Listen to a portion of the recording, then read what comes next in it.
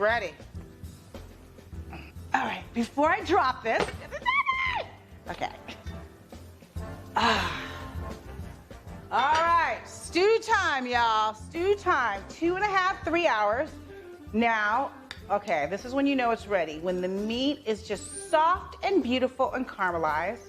You want to make sure all the vegetables, look at that, super soft. So, very hot right now. I don't even know if I can taste it, but all right. Ooh, this is beautiful. You know what, stew, I don't know. It's like an American dish. It's perfect.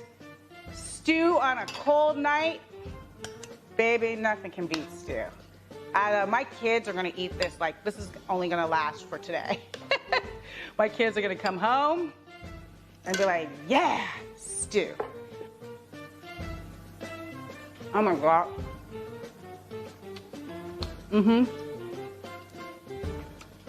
I'm not Allie in the Valley for nothing.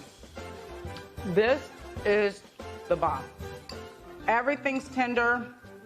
Everything just falls apart, melts in your mouth.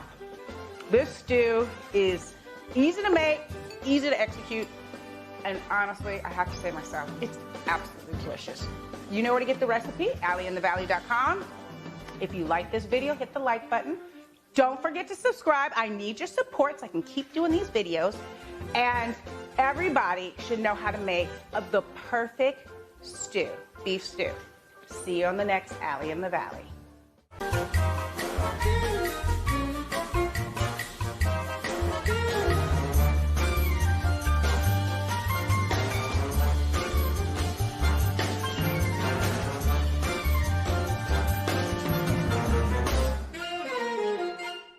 Welcome to Allie in the Valley. I'm Allison Ball Kilmer. Allie in the Valley is a lifestyle blog about healthy, delicious food, all while staying on a budget.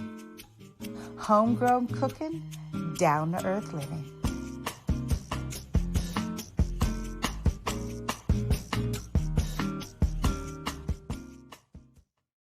Welcome back to Allie in the Valley. I'm gonna make you an amazing drink that I read about in Cosmo. I'm on the internet always researching recipes, and I found this rosé margarita. Now, you can't get any better than a rosé margarita. I drink rosé like it's water. I'm just joking, but for real. Since I've been traveling, I love rosé. It's the new thing. And it's funny because my husband doesn't like rosé, so guess what? The bottles are all mine. And a margarita, I love margaritas. So this is called a rosé margarita. Let me show you how you make it. So everything is equal parts. So I'm gonna use, you can use any tequila you want. This is Milagro and it's Reposado. So you do 1 cup. So I'm just gonna gauge 1 cup, but you can measure 1 cup tequila. And this is for, 4 to 6. Then you're gonna do 1 cup of simple syrup. Simple syrup is equal parts water and sugar, cooked on the stove. I made it earlier. Simple sugar. I make my own. You can buy it in the store too, but it's a little too sweet. 1 cup. Okay.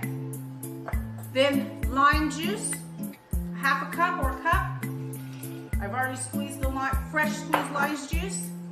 Then a whole bottle of rosé. Now this rosé is supposed to be really good. You know where I got it from. I don't even need to say the name of the company. The store, Trader Joe's. All right. Now, if you need to measure, everything's 1 cup, 1 cup, 1 cup. Now, I got this from the party store. Can you see that? Gold sugar flakes. Then I'm gonna rim the glasses because I have a girlfriend coming over and we are gonna try my new rosé margarita. It's floating your boat and it's coming up. Let me move over so you can see what I'm doing. Hello. All right. Gold rim sugar that I bought at Michael's, I think. Michael's is probably the best place to get edible stuff like this, or the grocery store.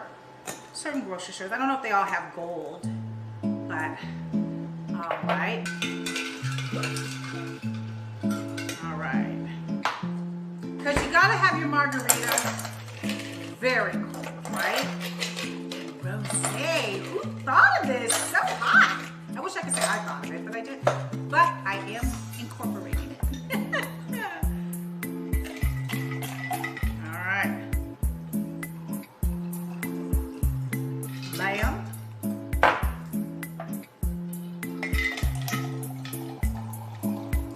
I mean, doesn't this look like lemonade? It looks so good and refreshing. All right, you know, I have to do the taste test.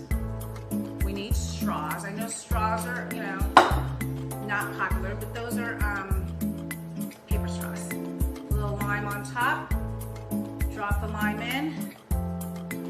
Okay. Let's try this baby. Rosé margarita on the rocks. I think this is my new favorite drink. I'm gonna be drinking this all summer long. It's delightful. It's light, but it has a punch. Rosé margarita, you know where to get the recipe? www.AllieInTheValley. Rosé margarita, I think this is my new Cosmo. That's the bomb. Rosé margarita.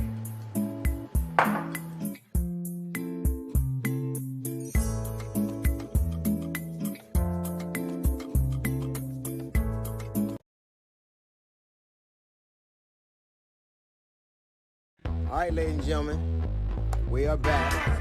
That's right, that's right. It's gonna be us. We can drink and talk shit as much as we want. Nobody can say anything to it. D.L. Hughley, Uncut.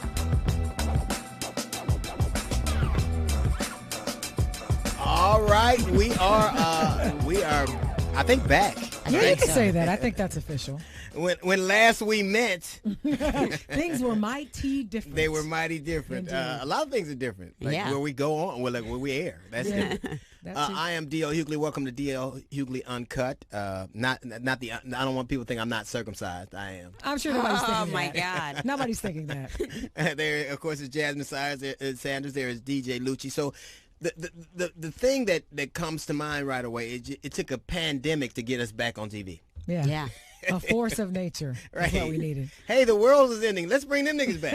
It's literally an act of God. It really is. I'm sure that's what they said as they sat around the table, too. Yeah, some people part the Red Sea, you know, other people bring us back. That's what they do. Well, the point is we're back. Right. That's what matters most. But things are so much different than they were. We are in the grip of a global pandemic. Yeah, for sure. And it's not just us that sit down. It's shut down. It's the world. Yeah. But it's interesting because now there's so many things that are different. Like we have to be, even to do this, we have to be socially distant. Right? We have to be 6 feet apart. Yeah. Which is weird because I'm pretty sure the dude that set this up wasn't good at math. Oh, I'm certain we're not 6 feet. I know I am. I'm certain. Yeah.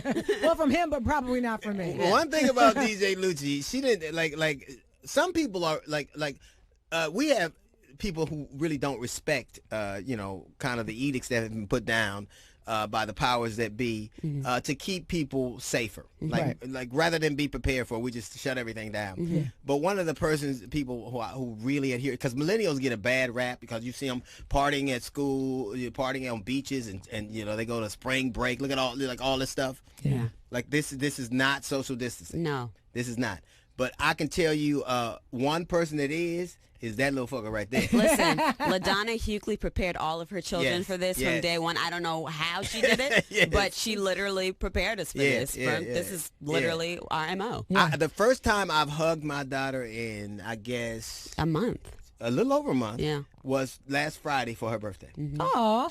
'Cause- But had I known it was going to, my girlfriend surprised me, Right. but had I known my parents were coming, I'd have been like, no. Right. It's not Because she happening. doesn't, like, Oh, not even on your birthday? No.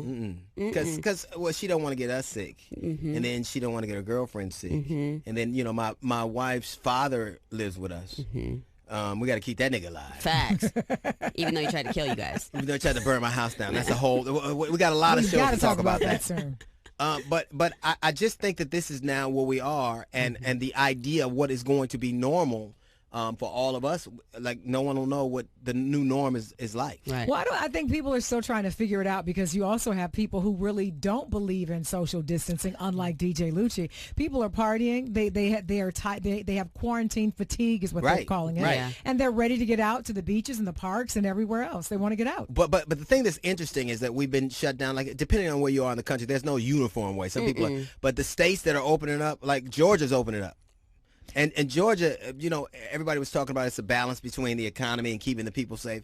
But Georgia, they decided to open up massage parlors, and they decided to open up barbershops and beauty shops and bowling alleys and nail salons, and that's where poor people go. Right. Yeah. And so really Brown people. this is went from, you know, a nation trying to come out of a pandemic to the purge. No, it's literally like the part of a movie we don't get to see, like Yeah. The Walking Dead or Right, something like that. right. Like we're in the mix where you don't see, Right. and then when you click on the movie, it's when the Right. zombies Yeah, come. but here's the thing, though. I'm a firm believer in you are responsible for your own actions. Sure. So Yeah. just because they open these places up doesn't mean you all of a sudden decide No. you're going to get a tattoo No, but or I you're going to think get your nails done. I think Stay the hell home. But they've done a very poor job. Like depending on where you live, this is the first time I ever wished because we've been live in California. We've been under quarantine for almost 6 weeks. Yeah, Right, almost 6 We've weeks. been in quarantine for a month. Yeah, it's the first time I ever wished I lived in a state where they didn't give a fuck about their people. Like Florida. like Florida, like everywhere they had slaves, they don't care. Facts. Why would Everywhere they used to have slaves, we can open it up. Yeah. These niggas can take it. Let's see what happens. Yeah. and like protesters were walking around. Why is it that when white people want to protest anything, they walk around with assault rifles? Like you can't shoot the virus. You can't. And then they compared it to slavery, which was so dumb. Like America had slavery for 400 years, and you can't take being under quarantine for 2 months. Facts. Yeah. Like- They're not used to that, though. No. They're not used to being told where they can't go. That- like it- we are used to it. We Slaves know. had to pick cotton, and you mad because you gotta pick up your dinner at curbside. Right. And Like- half of them haven't even been in quarantine that Not long. at all. Slaves didn't have Postmates. Yeah. No. Curbside pickup. True. Hey, Frederick Douglass, my wings ready. I gotta get back. But they're the main one who are ignoring the quarantine as They well. are. So they don't. We as a slave, you didn't have a choice. No, you were told what to do. And I think that it's for your own good. Like I remember some idiot compared, the quarantine and stay at home to Rosa Parks. Rosa Parks had to sit on the back of the bus because America didn't care about her life. You are being asked to stay home because they do. Yeah. They do.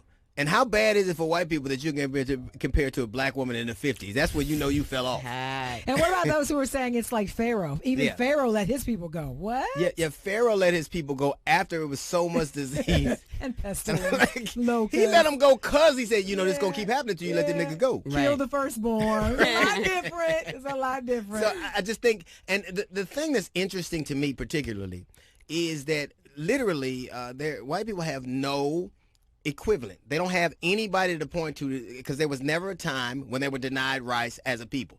So they got to co-opt ours. Right.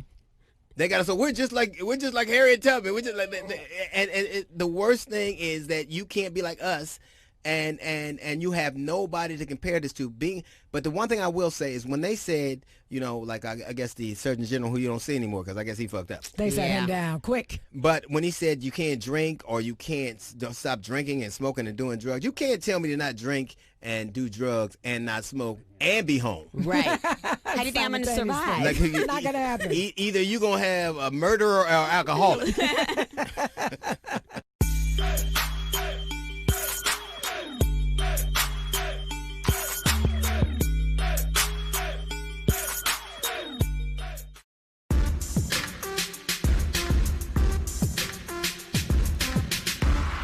Welcome back to DL Hughley Uncut, and don't adjust your whatever listening device or Right. watching device. Right. It's us. We have different mic flags, though. I don't which is think they're super dope. different. You don't think so? It seems like we've been here before. I think they're different. I don't know what it is. I don't know. We Less have- disappointment. We have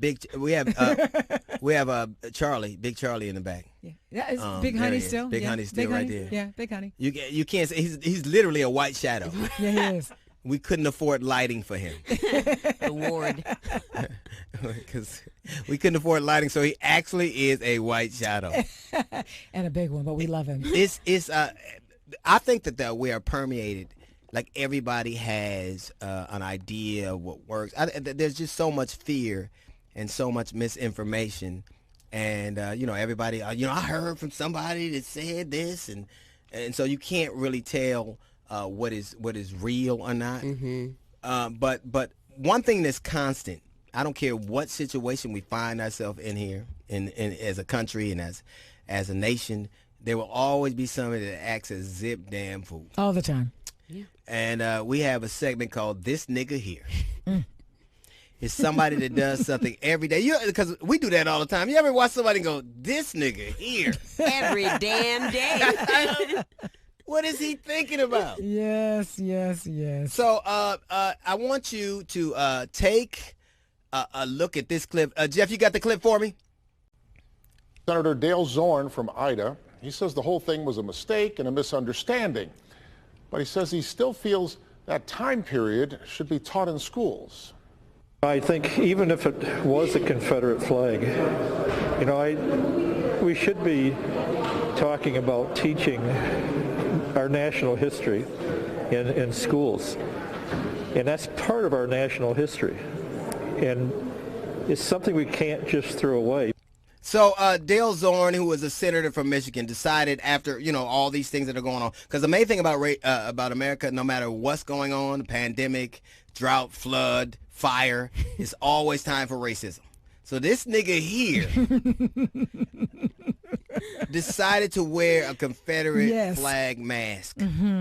Well, he said his wife made it for him. Yeah, that of was course. Well, first of all, let's be very clear. He denied it. Yeah. Then he said, no, my wife made it for me, so I wanted to wear it. Right. Then he came out with a statement of, it's part of history. Yeah. It should be taught in school. When have racists ever liked history? Like everything they don't is uncomfortable for them, they deny. Yeah. Like everything, like racists will never. They're responsible for everything good. Like everything, modern civilization, America, they created or responsible for everything except the word nigga. They weren't responsible for that. That was hip hop did that. But the other thing is, look at the way that they frame history. Remember the article that we talked about that was in I think the New York Times, and it talked about Thomas Jefferson? Right. And the little Sally romantic Right. apartment that he had for the love of his life, Sally. And we know that was not true, but that's the way they remember it, and that's the way they tell it, and the way they teach it. But history is amazing because they don't generally want to talk about it. If they wanted to talk about history, it wouldn't be out of so many of the nation's textbooks. Right. Like if you're in Texas or Louisiana, it's not called slavery. No. It's called the people want to work. Yes. Look at their nice uniforms. But the Confederate flag, if we're going to be realistic about history, was a symbol of treason, tyranny. You took up arms against the United States of America, and there are men who talk about we want freedom, but they wanted the freedom to deny other people freedom. Right. And most of the symbols of the Confederacy actually came about after the Civil War. After the Civil War, like the Union Jack and the statues came about not as symbols of what was going on in the war, but to terrorize people. Yeah. And in Michigan, you could tell. Here's how I know the state capital of Michigan ain't Detroit, because he wouldn't have got away with that shit. Well, first of all, he was on the floor of the Michigan Senate. Right. Of all places. Of course. You wasn't at Nana's and Papa's. Right. You were on the Senate floor. Right. Yeah, it's only two white people in Michigan, Kid Rock and Eminem. You know what it reminds me of? When he said, Jazz said his wife made it, that scene from Django, when they cut the holes and don't ask me or mine for nothing, when his wife made it for him.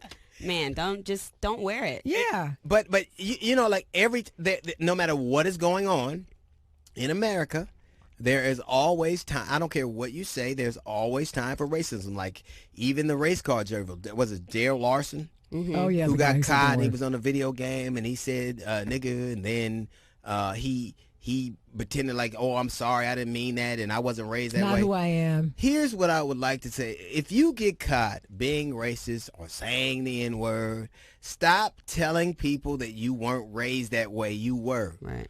If you follow somebody who said the word nigga home, it's somebody answering the door who taught them. That's true.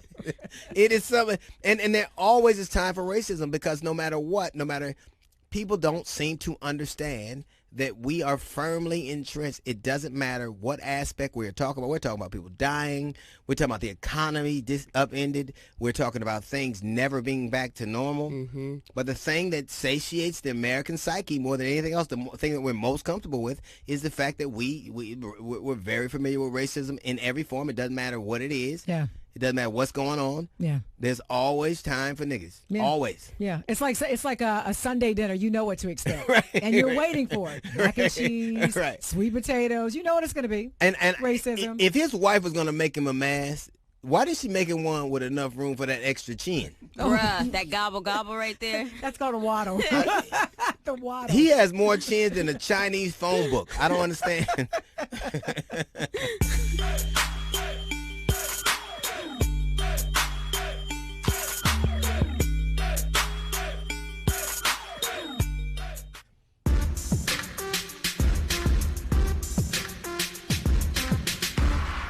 Welcome back to DL Hughley Uncut. And of course, I have been excited about talking to this young woman. I wonder why. You know why, because she's a lovely lady of Delta Sigma Theta sorority. Oh, of course, yeah. my sorority. And I had to get that in there first before I let you know. Of course, everyone knows she's a former White House correspondent. And she's basically, she's still a correspondent. But she's, right. I'm sorry, she's actually practicing self-quarantine. Right. Yes. Right? Right. Because being careful and safe, loving her family and loving herself, we get it. But also, I think she's best known as always keeping Trump on his toes. Yeah. Please welcome to the show, April Ryan. How are you, Miss Lady? Hello, DL. Hello, this quarantine got you looking. You got your hair done somewhere. That's how Deltas roll. Don't worry about that right there. It's a hot comb in your quarantine. I know that. Let me tell you something. I've learned how to use a curling iron. Yeah. Now, it's amazing that you've kind of morphed into your own thing. Like you're doing kind of what you've always, maybe it's what you've always known. But I think a lot of the country, we always knew you, but a lot of country got to know you for your run-ins with the Trump administration. And you were, for decades, a White House correspondent, right? 23 years, DL. 23 years. And you survived almost everything, wars and floods and earthquake and fires, but you could not survive the Trump administration, which is, you're like the post office. No. I'm still here. That's right. Still battling. That's clear. Let's be clear. I have run from death threats, and I have not gotten caught, and I am running from Rona, and I'm not getting caught. I will not go back to the White House until the all clear is there. I'm still working. I'm working from home. Right. I talked to Congressman Don Byers. I talk to everyone still. Right. But it's just not safe. Even the White House Correspondents Association said, if you don't have to come, don't. But even at that, you were always the epitome of professionalism. But that became increasingly more difficult. It seemed to us, now I can't tell you how you felt, but as an observer, we often talked about it. It seemed difficult to act professionally with people who were determined not to be. Like there's a certain amount of decorum, regardless of what political stripe you adhere to, that there seemed to be a certain respect for the office of the presidency and the media. And that seems to not be the case anymore. It's not the case. This president has a true disdain for the media, particularly there's even a difference in how he goes after those who are mainstream reporters who happen to be white versus the black female reporters. Right. If you notice when some of the reporters chat, just keep going, he has a different demeanor, even in his terseness. Right. It's us. But he's dismissive. I don't want to use fair and Trump in the same sense, but he's dismissive to everybody. But there's a special. Yes, there is some extra sauce or something on it that he puts on it. I'm thinking about Yamiche early on. Yeah, Yamiche Alcindor, yes. Yamiche Alcindor, who works for PBS, a dear friend of mine. And I was watching, I think it was a Sunday. And it was a Sunday. I was watching, and I saw her get up and ask a question. And she kept You remember what the question was? I forgot. This feels like a year now. Right. I forgot what the question was, but it was a Sunday. She asked a question. She kept asking. It was a pertinent question, a real question. He did not want to answer, and she kept going. And I said, uh-oh. And I texted her. I said, Yamiche, be careful. And as soon as I said that, I texted her real time. He said, oh, well, yes, and you work for this, and you used to work for the New York Times. I said, Yamiche, he's giving you a warning. He's letting you know he knows who you are, and he's checking into you. Mm-hmm. And I said that because I had to deal with that. I was alone for a long time, being chastised by the president. He called me a loser, but who's the loser telling people to disinfect with Lysol, Clorox? Right. Like I said, it makes sense for it actually makes sense for Donald Trump to tell his followers to use Clorox, because it's just like him. Clorox works on white people, but it's hell on colors. So I just I tell you. But you know what, though, for me, that brings me to this point. I think the thing that's so difficult to understand as a citizen watching a journalist do her job, you and Yamiche, same thing, asking pertinent questions that we want to know the answer to, and to know that he can threaten you in a subtle way, or even you know, having the threats that you've had and all of that, you flat out ask him very plainly, are you a racist? And I watched what happened after that, the death threats and needing, you know, bodyguards and things of that nature. What have we come to that we can't even ask necessary questions, especially in your job, to the president? Something that, as you said before, in a prior segment, one of the people were saying, you know, we need to learn our history. That's the problem. People don't understand civics. They don't understand U.S. government. They don't understand the Constitution. And they don't understand that reporters are part of the First Amendment, freedom of the press. They're a tentpole of a democracy. They are. You're supposed to be like the referees. When checks and balances fail, our founding fathers, who did not look like us and didn't expect me to be there, said the press has the right to ask questions, to be independent for the sake of accountability. Right. And now what's happened? And I think about John McCain, the late John McCain. You know, we talk about how we love our soldiers and we support our soldiers because they give us our freedom. But even this president went in on him, a man who was broken and bled for our freedom. And John McCain said something so important. He said, once you start suppressing the press, you begin this thing called dictatorship.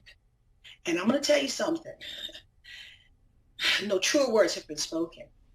And do you think that what we are in now has any semblance to our aspirational goals as a country? Do you think that we are evolving and elevating, or do you think that we are sliding back? We have devolved, DL. Why do you think? Why do you think that is? Because we are now looking like Russia and China. These are things that happen to the press, or what happens in Russia and China. We are now chastised, mocked publicly, called the enemy of the people.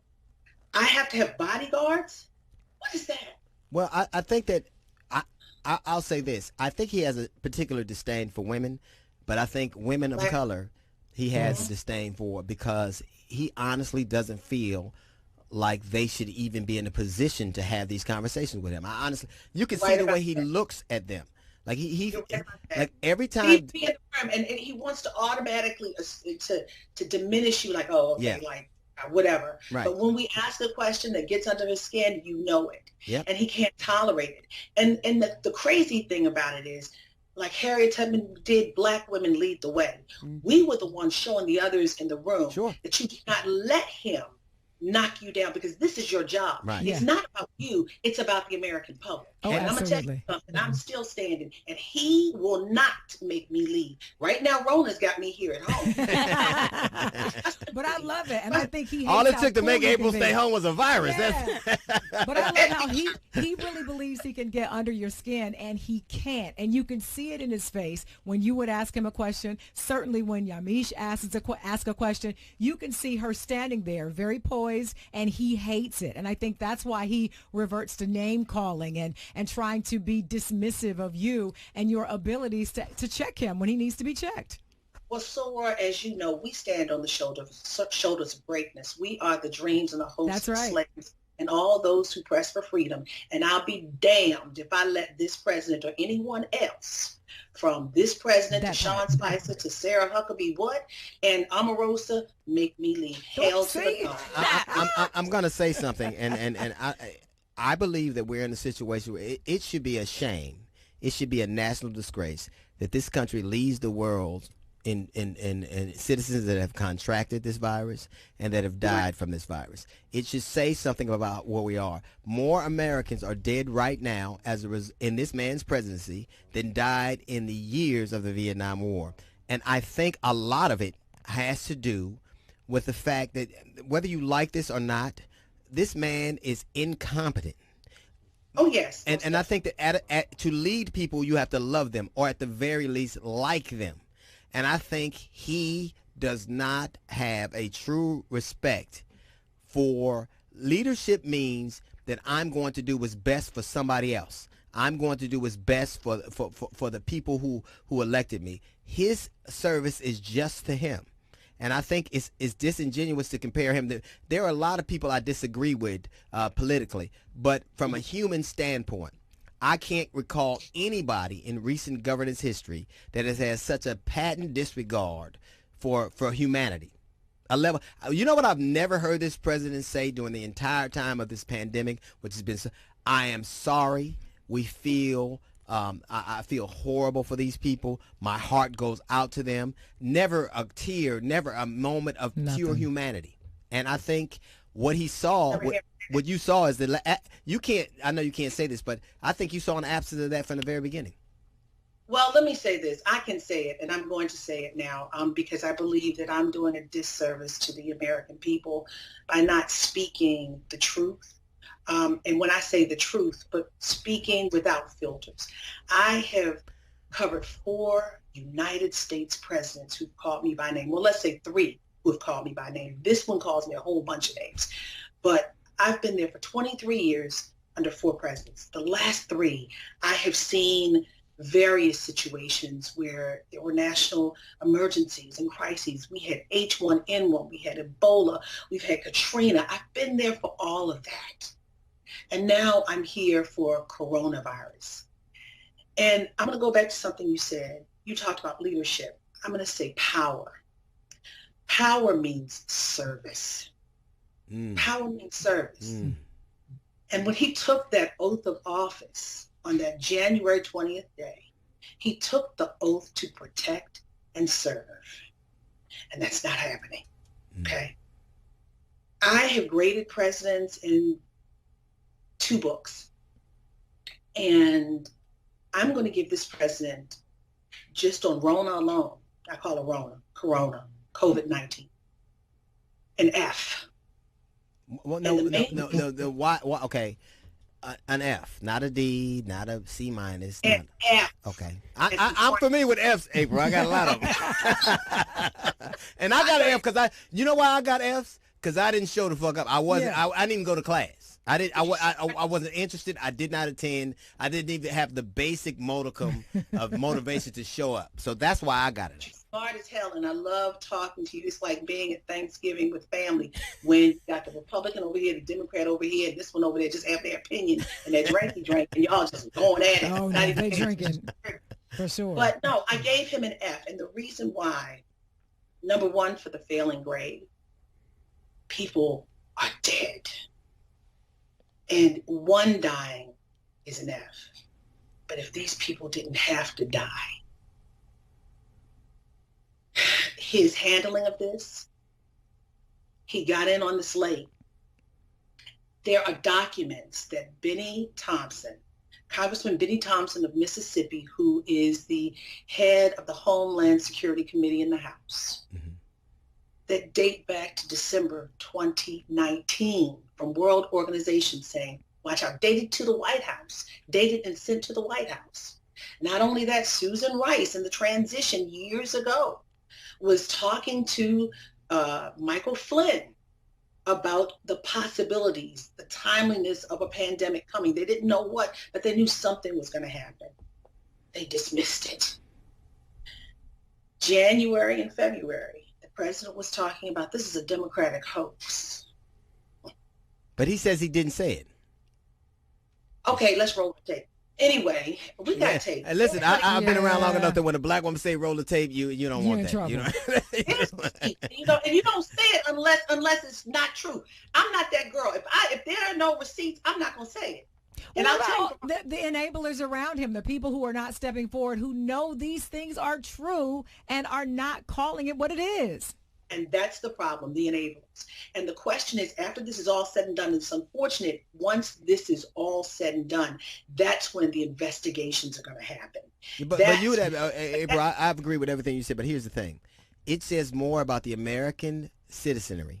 It says more about us as a population than it does about his presidency. Because the fact that we would allow this, if you just change the names on this particular dilemma, if you change this disaster, if you change it from Barack Obama to from Donald Trump to Barack Obama, the nation would not act as passively as it has. Been gone the first day. Exactly. So we can say that it is not the administration alone that gets an F.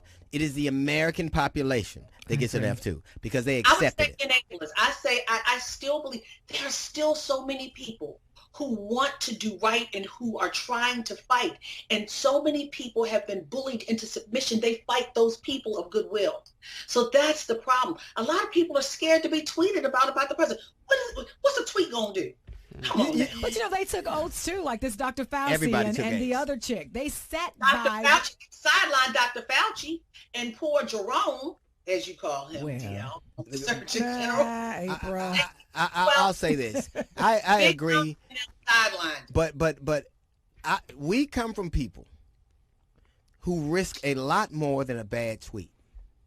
We come from people who risk life and limb to better their families and to protect their communities. So when somebody tells me I'm afraid of this man because he may say something bad about me, it is hollow to me. Yeah. I think the American people, I'll tell you what, this is a true testament of where we are right now.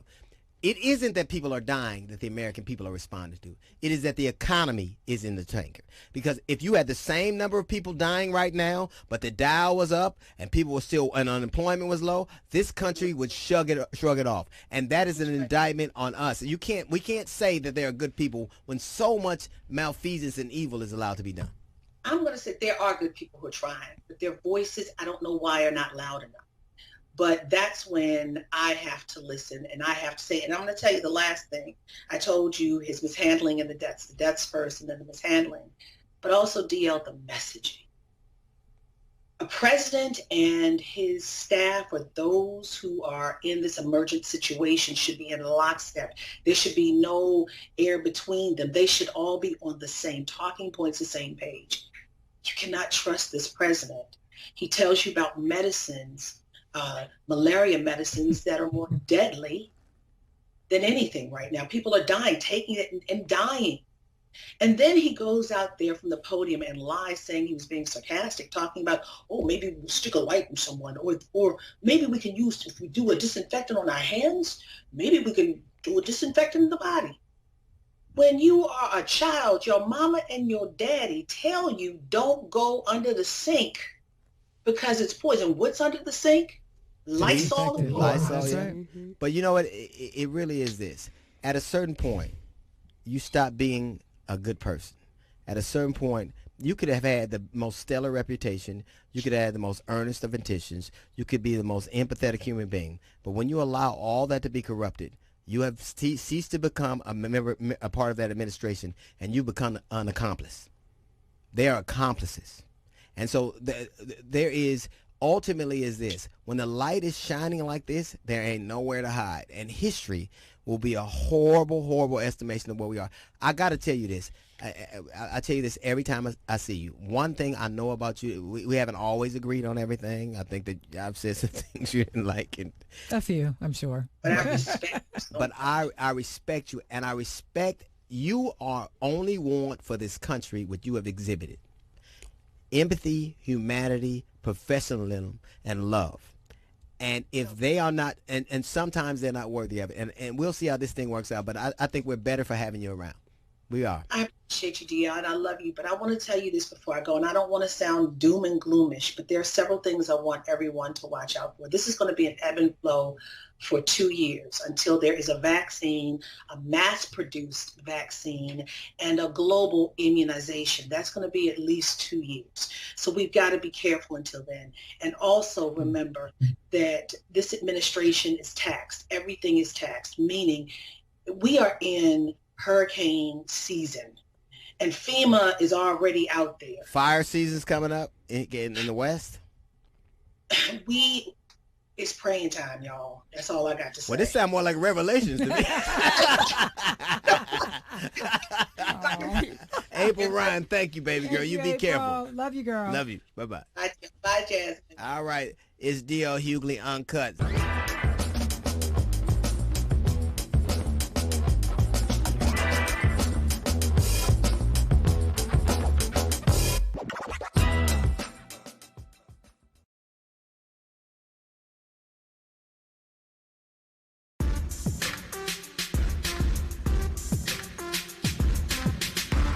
Our next guest is an actor and comedian. He was the second longest running cast member on Mad TV. He was in the film Jerry Maguire and The Pest. It is Ari Spears. What's up, young man? What's up, baby? How you doing, man? Good to see you. Thank you for having me, brother. DL, before we get into this, can I say something real quick? Sure, of course. Okay. I'm 45 years old, so I'm not up on all the latest lingo. Right. Like I never knew until recently what thought meant, bay, no cap, lit. But a lot of people have been hitting me up on Instagram going, hey man, we want to give you your flowers now. And I'm like, damn, am I fitting to die? Well, you know, this they just want to celebrate you while you're still here. So DL, I want to give you your flowers. No, now. don't put that shit on me, nigga. No, I'm all right. No. I'm all right. I want to say thank you for having me. And as I've always told you, I think you're one of the smartest, most intellectual comics of this generation. Because you and Joe Torre made me tighten up my game. People got to understand there's levels to this comedy shit. And being funny is one thing, but like Jordan, there's levels to your skill. So being able to do crowd work, being able to do blue comedy, clean comedy, impressions, voices, and you and Joe Torre are two of the coldest niggas when it comes to eating hecklers up, chewing them up, and spitting them out. So you made me tighten up my game. Good, man. Those are nice flowers. Yeah. It's really nice. Better than the woman they sing in the upper room. I bet it's better than that. Yeah. So I've always had a great amount of respect for you. And recently, I don't. Well, people were hitting me because I didn't really take umbrage to it, but I posted something that Mike Epps sent. Reposted something that Mike Epps sent, and basically you had a bit of it was a quandary as to why I would post something like that. So basically, Mike Epps was talking about a situation where the young man was killed, I think in Indianapolis. And he said, we have to stop killing each other. So that basically words to the effect that we were killing each other, so they kill us. And you took, which is a sentiment that I totally disagree with. But you took umbrage to the fact that it was posted on my page, right? Well, yeah, because I was shocked, and I said to myself, as intelligent as DL is, I know he caught that. So if he caught that, why would he repost that? Right. And that was just a head scratcher to me. Right. Because I felt it was a very dangerous message to try to put out there. And as I've said adamantly, I agree with Mike. Black people, we need to stop killing each other. We need to do better.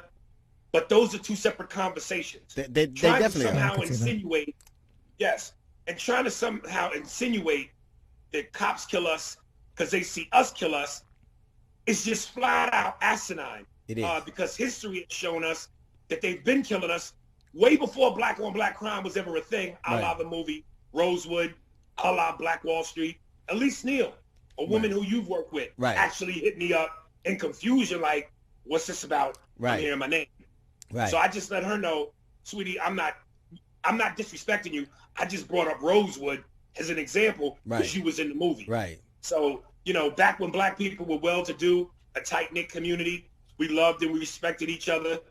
We would often, you know, be hung in our Sunday's best while we wore our Sunday's best 7 days a week. Right. You know, we were thriving. We had our own businesses. You know, there wasn't black on black crime. We were respectful of one another, and they still did what they did. Right. So to somehow put that message out there, I just think is a dangerous narrative for white police officers to hide behind their bigotry. I think that you're absolutely right, and I had that conversation with. Listen to me. I think that is a sentiment that is more dangerous than the phrase "nigger." I think that it is probably if you utter a phrase like that every time something happens, then you are tantamount to at least you might as well sign your name on the death certificate, because you have been some ways complicit, because that's absolutely what they say. But I want to be clear. I reposted the sentiments of a man that I respect and love. And I got that. I'm not like, look, you don't have to. I don't have to be beholden to your perspective. I don't have to agree with your perspective. But you know, it's interesting, because I don't want to be that evocative where I only hear what I want and repost the things that I like, because some things are about conversation. And you and I've never seen myself as a leader, never portrayed myself as a leader, never acted like one, never asked for the gig. I'm not here to correct speech. I'm here to tell you exactly how I feel about things. I think that, to your point, you're absolutely right. I think that phrase, there was a cat named Warren Saunders, who wrote a piece in the Chicago Defender in 1970 where he was talking about a young man who was a pimp and who preyed on his people, and he coined the phrase black on black crime. But later on in that same article, that people, you know, the phrase they got, but later on in that same article, he alluded to the fact that people alluded to the fact that it was systematic oppression of people who were in a geographic area. So people who had been, I can't recall the phrase exactly, but it talked about how people in a place, because the biggest indicator, the biggest predictor of crime is not race or ethnicity, it's poverty. The fact that so many black people living in impoverished places, I challenge anybody to show me a place that's poor and safe, because that just generally don't go together. But I think you are right in that. I think that phrase is very deadly, and I think that you do have a responsibility. But my gig is not to tell people how to think. I don't think your gig is to tell people how to think. But let me backtrack. When you say you're not a leader, now are we leaders to the extent of a Medgar Evers, a Martin Luther King, or a Malcolm X? Those are the icons of leadership. But like the movie Spider-Man, when Uncle Ben said to Peter Parker, with great power comes great responsibility. Sure. And you have an outlet. Right. You have a platform and a voice that a lot of people don't have. Sure. I have that same voice and that same platform, as does Mike. So I think we should, while we're not iconic leaders, I think people listen to you. I think they listen to me, and I think they listen to Mike. And if somehow what we say helps you, influences you, guides you, I think we got to be careful about what we say. But see, I think that's, for at least to me on the outside looking into this conversation about, you know, what you guys posted. My thing is this, from my perspective, as just the regular person who might go through and see the page, I think it's important that, you know, you do have these types of conversations. So if you post something that perhaps you don't necessarily agree with everything, but it is a talking point, I think the problem with us in the past decade or two, actually, maybe more than that, is that we're not talking. And people who do have a major platform, such as yourself, as DL, we need to have these conversations. And we would never know that there is a disagreement and how to harmonize and get on the same page so that we all can collectively come to some agreement. But it's a misnomer to believe that we have to come to. I'm just going to say that it's a misnomer that we have to come. The greatest thing that ever happened because of dissent. Some of the greatest accomplishments that we ever made, the greatest strides forward, will happen because of dissent. You're right. To your point, I do have a platform. You have a platform. Mike has a platform. My only obligation, in my estimation, is to be as truthful from my perspective as I can be, and to allow someone else to have a perspective that they equally attached to, and that they have a different perspective of, because it is arrogant and foolhardy to believe that I have the answers and that I am right. And to your point, I've never said, the only thing I'm a leader of in my estimation is from my perspective, is what I believe, what I know. The only thing I'm an expert at is my beliefs, and everything else is just a guess. And so you're a cat who I've watched grow, like not just comedically, but as a human being. And I think you've had some ups and downs, and that has only kind of sharpened and honed and shaped your experiences. But and I love the fact that you are now, not even just now, but now you have this idea of the way that things should be and ought be, that isn't happening, and you take umbrage to that. But I don't feel as if I am entitled to tell people how they should think. Well, again, I'm not trying to tell people how they should think. Agreed. But for those that, look, everybody doesn't have leadership skills. And some people need to be led. Right. And again, I'm not being cocky enough to think that I can lead anybody, nor am I trying to. But I think that while we're trying to figure this out, we should be careful about the narratives we put out there. Agreed. Now, I'm going to go a little off topic, Agreed. but kind of still on topic. Right. This is what bothers me when I hear black people publicly shit on Obama. What has he done for us? Right. What have they done for us? So let's take Michelle Obama. I had a black girl, I had several black women who would hit me in my DMs and go, so what that she was the first lady? That's symbolism. What did they really do for us? Oh, wait a minute. Once upon a time ago, and even still today, black girls have always, black women in particular, have always been made to feel ugly. Nappy hair, dark skin, big lips, wide noses. So to see that kind of cultural symbolism of a black woman like named Michelle Obama, sophisticated, got her shit together, classy, in that position, if that gives some little black girl somewhere in this country hope and makes her feel better, if she's feeling suicidal because her skin is too dark, her nose is too wide, her lips is too big, her hair is too coarse, and she's being made fun of, if Michelle Obama serves as a beacon of light or hope to uplift that child's spirits, to make her not kill herself, to instill some self-esteem, are we that comfortable as black people that we're going to denounce the importance of that symbolism? Are we there? I could not agree with you more. And I think that when people say dumbass shit like that, what I'll say to them is the most educated segment of the population in the United States of America is black women. Black women. The most entrepreneurial, the most, they have the most optimism toward the future. And they have that because they saw something. And I think that when people, it's so selfish, like when I hear people say, what am I going to get if I vote? Or what? Things are more than just about you. Things are past you. Legacies are about what you do, not for you and the now, but for someone else and the later. And I absolutely agree with you. And I think that where I'm not formally educated. I don't, there are a lot of things, machinations I don't understand or go through. I think that it is foolhardy to believe that discourse, that my perspective is the only one that matters and that discourse isn't healthy. I think it is. I think that what you're saying and doing right now is very helpful. And it's decidedly different from who I knew you to be like when we first started out. You're not the same kid you were. So it's hard for me to hear this bullshit from you. But I can tell you this.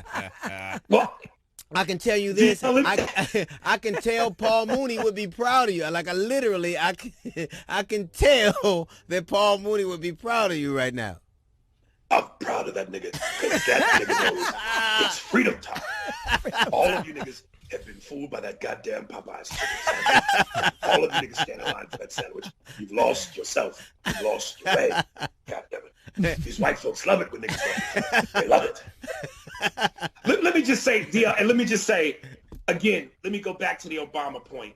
Because I've spoken on this passionately, and I've caught a lot of shit. Right, you have. Folks. Right. And I almost wish you would also, and I hope in this opportunity, you say something. Because again, when we publicly shit on Obama, absolutely, for the racist white people that don't like him for the real reason they don't like him, we now give them the opportunity to go, I think you're absolutely right. His own people don't like him. So why should I? Knowing that's not the reason you don't like him. So whatever it is, black people, whatever discrepancy we have with what Obama may have done or not done, let's keep what going on in our community, like black on black crime, in our locker room. I think you're absolutely right. Here's where I disagree. I think that the phrase "black on black crime" is a symbol of self-hatred. I think that is. I agree too. It is. I'm just telling you what to say. It is believing that we are somehow deviant. Crime is about proximity. People around people kill people around people. In terms of Obama, I don't think we're so fragile. Like, I really believe that America has, this is my personal opinion, America never deserved a man who comported himself as well in that office as he has. You can't think of a modern president in the last 40 years that didn't have some level of scandal. He loved this country and the idea of it, and he was aspirational enough to, and still does. And so, but where I differ from you is my estimation of him doesn't change based on somebody else's circumstances, and his legacy isn't so fragile that some people not agreeing with it will erode it. He will stand the test of time because he was an exemplary man and did an exemplary thing. There's not one human being that's being objective that can compare his legacy to Donald Trump's legacy and not see a better human being, a better president, and a better American. Right. So, but I think that those kinds of arguments fall on their face, and they don't necessarily need me to kind of guide them through it. They don't need me to do it. Well, let me ask you this, and again, this is where I will disagree with you. Sure. We're having the friendliest disagreement I've ever. I was about to say. They do need you. A lot of but let bass me in ask it. you, do you think when they go, what did Barack do for us? Do you think he did something for us? I think that he did. I think he did. He passed the most the most forward-thinking legislation in modern American history, the Affordable Health Care Act. Not only did he do something for us as black people, he did something for the American public. Like the people right now who are dying right now, who are struggling right now and dealing with the very pandemic he also had the foresight to prepare America for things that weren't even there. So had people followed his example, if Donald Trump weren't trying to destroy everything Obama did and learn from him, because I think that's all of us, we have an obligation to learn from the people who did it before, we wouldn't be in this pandemic right now. Had he not disbanded some of the things that Obama done, had he not been trying to erode his legacy and tried to learn from him. So I think that he loved America so much he thought of it not just in the now, he thought of it in the future. He gave America life insurance. But you know what? But from the very black people that are listening, I'm sorry, I don't mean to cut you off. No, it's fine.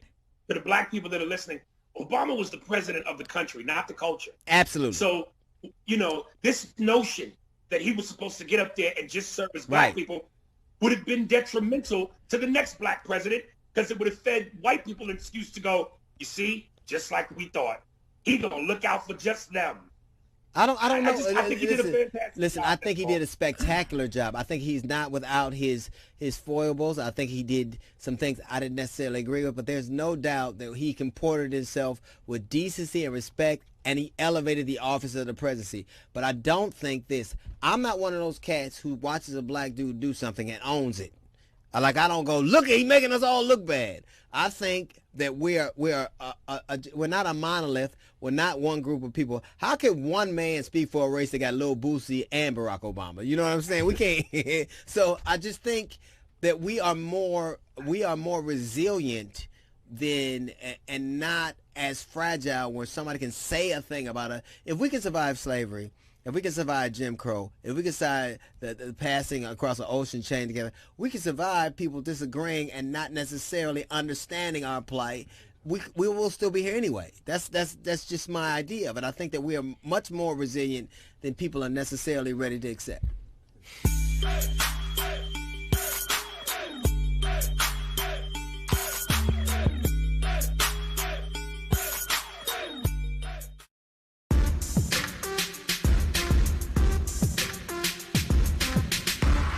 Welcome back to D.L. Hughley Uncut. Still hanging out with Aries Spears. This motherfucker won't leave. He won't leave. It's a good thing we ain't on broadcast television. We'd have been. I just got to tell you, I'm very, I think we have one, like if we're taking a trip to San Francisco and I want to fly and you want to drive, we all still get there. We just take different routes. I just am very proud of the kind of not only entertainer but human being you evolved to, and I definitely understand and appreciate your passion. So it's not, it's just a question of me having a different kind of outlet, a different kind of line of sight than you do. Well, I appreciate it, man. I was going to say back earlier when you said to see where I've evolved, what I've evolved into versus where I was when I first started. I remember you and I did a show together. It was actually me, you, and Michael Collier in Detroit. And we were all young. Yeah. I don't think really any of us had too much money. Right. But you certainly had more than me. I was a teenager. Right. And when we landed in Detroit, the first place you wanted to go to was the swap meet and get some rings. Yeah. I remember you being there buying gold rings. Yeah. Yeah. Like, this nigga got money. So here we go. Hey, man, I love you. I'm proud of you. You keep up the fight, man. And you keep making Thank people. you, brother. You're going back on the road pretty soon, right? You got to get out here and see what's happening, huh? Kick the tires. I hope so, man. You will. I hope so, because this quarantine shit is bananas. Yeah. Yeah, so I hope so. And for the record, let me just say, and I've been saying it, to Mike Epps, if he sees this, I got nothing but love and respect for Mike. The last thing I'm trying to do is beef with Mike. And I've always had a very polarizing personality. No, not you, nigga, not you. No. And listen, I've been called everything from bitter, angry, to a hater. That sounds more like Paul Mooney. That sounds more like Paul Mooney. A bitter, angry nigga that like that nigga's angry. I just have passionate opinions about things. And either I say things that most people want to say but are too afraid to say, or just the fact that I have an opinion when I'm just supposed to shut up and tell jokes, rub people the wrong way. Right. So I'm trying to figure it all out. Not me, man. Let me tell you something. That's my argument. I think people are entitled to their perspectives, and they are entitled to have them without being guided or kind of negated or poo-pooed, or people tell them. I think you're bright. I think you see the world differently than a lot of people, and I think that's why you're who you are, and that's why I'm glad you're around, man. I think I promise you. I think we're a better art form because we have young cats like you. Well, not young. You're not young anymore because you got to get a prostate examination like everybody else. But I'm glad you're still here, man. I love you, man. Thank you for checking in. I appreciate it. And as always, people, thank you. Check out the Spears and Steinberg podcast. DM me on Instagram, and I'll send you the direct link. For sure, man. Holla at you later.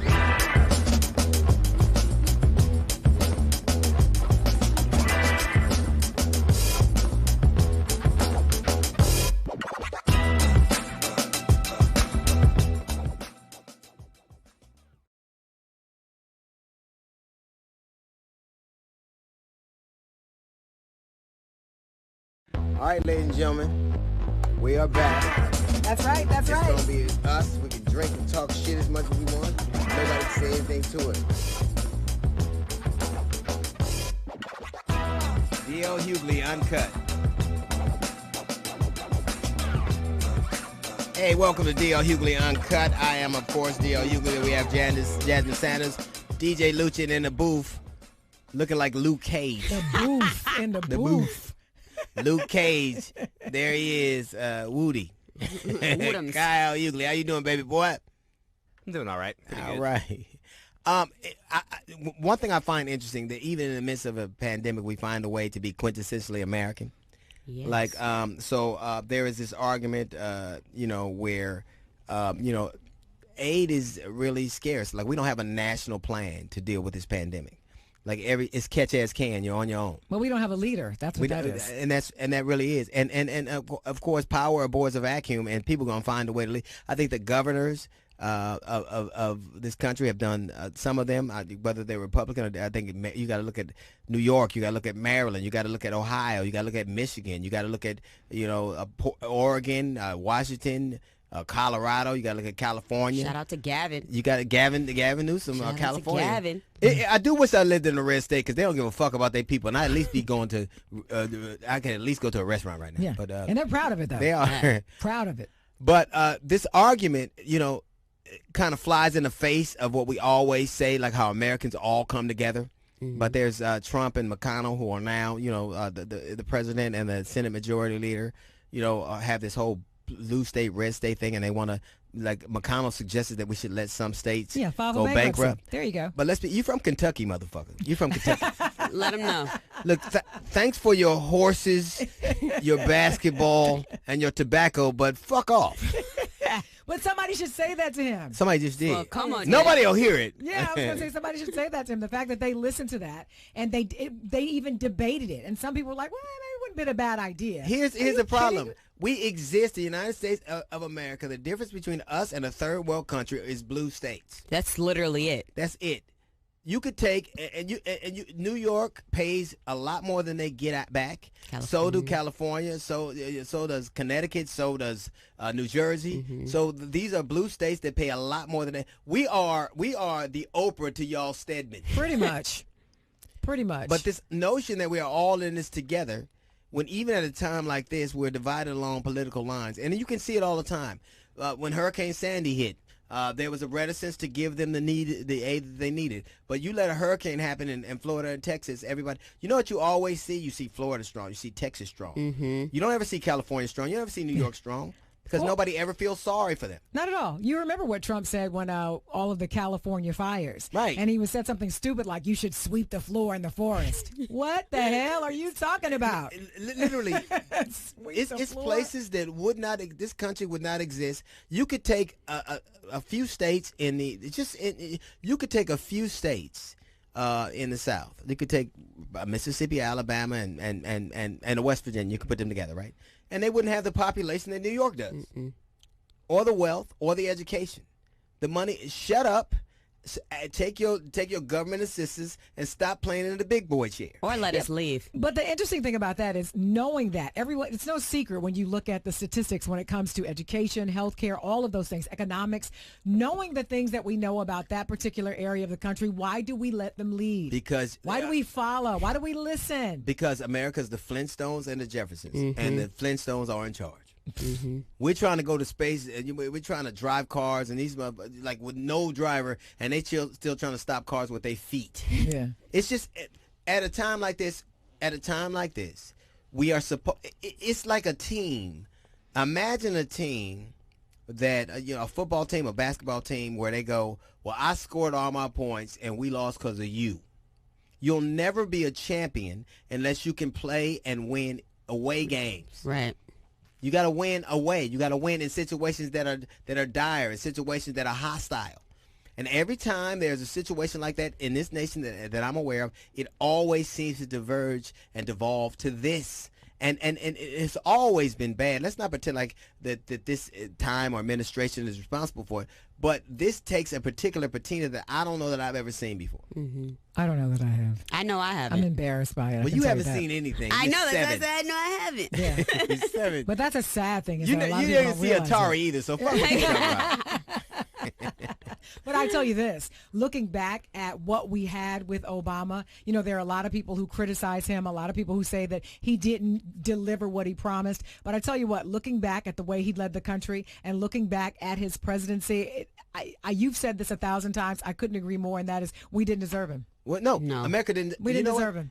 He cared. Listen, look at the leaders who you see care about their people, and I don't care what political stripe. I think DeWine in Ohio. I think Hogan in Maryland are two.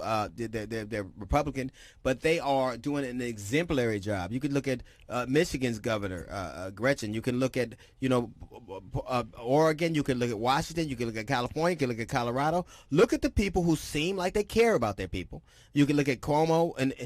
Like this dude, in addition to, he looks like a leader. When you have a leader that says all the glory is mine, but none of the fault, the problem is this, that if you listen to what Trump says, he's responsible for everything great that happened and nothing bad, right? And that he's done everything right. But if you've done everything right, then why do you need to change everything? Why do you need to change anything? If everything you've done has been perfect and exemplary, then and 1 million people got it, and now before this is all done, there may be upwards of 100,000 Americans who are dead. If you've done everything right, then why is there a need to change, and what do you learn from that? If you've done everything right, what are we going to learn from the worst pandemic in modern history? Well, what you can't do is throw out the number of people who died and then say that you did everything right. That in and of itself doesn't even go in the same sentence. And if you had done something right, at least pretend like you care about it. Right. Well, the latest thing that he said was that he created the best economic plan the world has ever seen. Maybe. And the only reason that things are faltering now is not his fault, but because of the pandemic. Let me just say this. When you got to tell the president of the United States, when he said, the ingesting these Bleach. Disinfectants. when he said that, let me just say this. When somebody tells you not to listen to the leader of the free world, you cannot say you're the most powerful nation on earth. Right. You can't say it. You can't say it.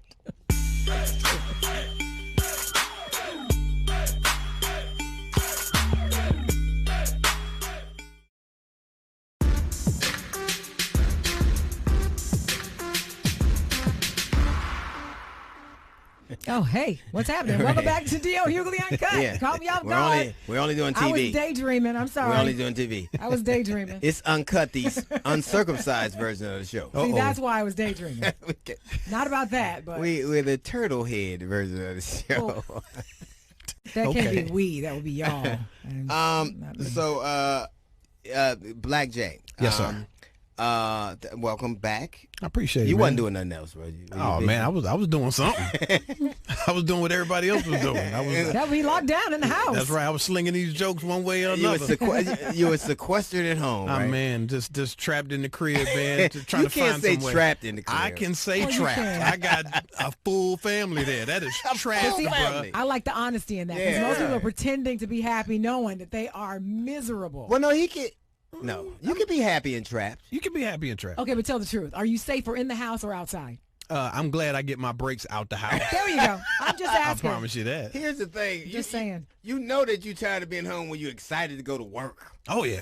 I'm like, work? Hey, I'm early. Man, if they had a Saturday shift, I'd be there so fast. What about the honey-do list?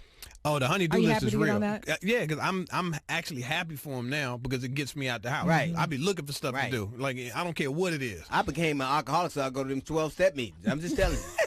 How come you're not home yet? I got 11 more steps. I can't let them down. So, everybody, it was funny because everybody got, there was a big stimulus package. Right. And Donald, everybody's getting these $1,200 checks unless you made a certain amount of money. Right. And Donald Trump, they were delayed a bit because Donald Trump insisted on putting his name on the checks, which is interesting because these might be the first series of checks that he ever signed that didn't bounce. Right. But a lot of people, you didn't get a stimulus check. No, I didn't get one. But you didn't get a stimulus check. I didn't get a stimulus check. We have a segment called Stem Cells. Mm-hmm. STIMSALES. Stem cells, right? Where people got their stimulus checks, and we wanted to know how the other half lived, like what they spent them on. Right. So yeah, it was quiet. I was just going through the phones and the social medias and stuff and figuring out who's there. Right. Because the way it came up is my son got a check, and the way that I found out. Does he live with you? Yeah, he lived with me. How did he get a check? Does he pay rent? No, he don't pay no damn rent. That's the whole point. He got $1,200. Well, he got some rent money now. I found out just on the humbug because I was about to file, and he was like, "Oh, wait a minute! Before you do that, you might not want to put me as a dependent." Wow! Because I'm balling. Let him live, I'm rich, bitch. I got Let it him all. live. Let him live. I ain't mad at him. He hustled me. I know where he got it from. So what are some of the things that people have spent their stimulus checks on? Here's what we found, man. Run that for me, Jeff. Hi, this is Yuraku from Brooklyn, New York. I was able to do a couple of things with my stimulus check, thank God. I was able to pay my rent for next Responsible. month. I ordered a waist trainer. A waist trainer? I ordered a wig online that I'm still waiting for. Have that too. And I ordered some fabric with my artwork printed on it so I could make homemade COVID-19 wigs for the community. So hopefully that falls through. I got no problem. And I also bought a little bit of bourbon. You know, it can't go wrong for this quarantine. So yeah, thank you.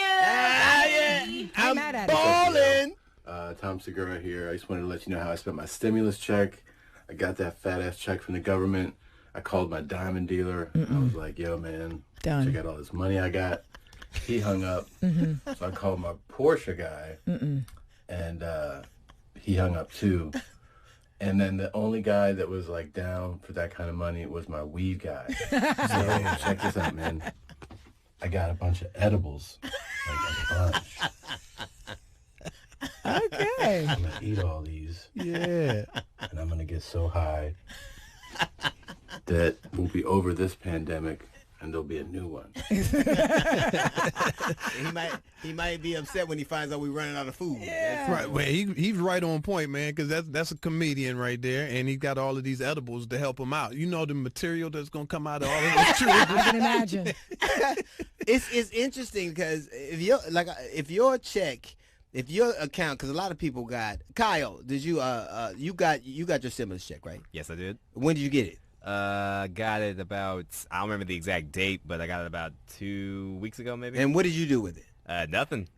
Would you it's in your bank right now? Yeah, I'm just holding it. And you living at my house with you and your woman, right? You won't let me leave. Oh. But you ain't bought no food or nothing? Yes, I have. What are you talking about? But y'all vegans, we don't need that shit. We need some shit niggas need. I just went to Target yesterday and got some paper towels and toilet paper. Oh, see? How did you find that? Contributions. Your son, he didn't spend what did he spend his money on? Oh man, I haven't seen a penny of that. I don't know where it is. He ain't been out the house to spend any money. So I just had to check the mailman. See, I'm here every day, so I don't know what Amazon bring during the day while I'm gone. I don't want to be dismissive, but if you get $1,200, what you gonna buy? One rim? You gonna buy one like? You buy what you can get. I know my son got $600 and $1,200. And you ain't seen him? I ain't seen him or the money. And I'm like, you owe me money. Give me a little bit. I feel bad that I didn't get anything back. What?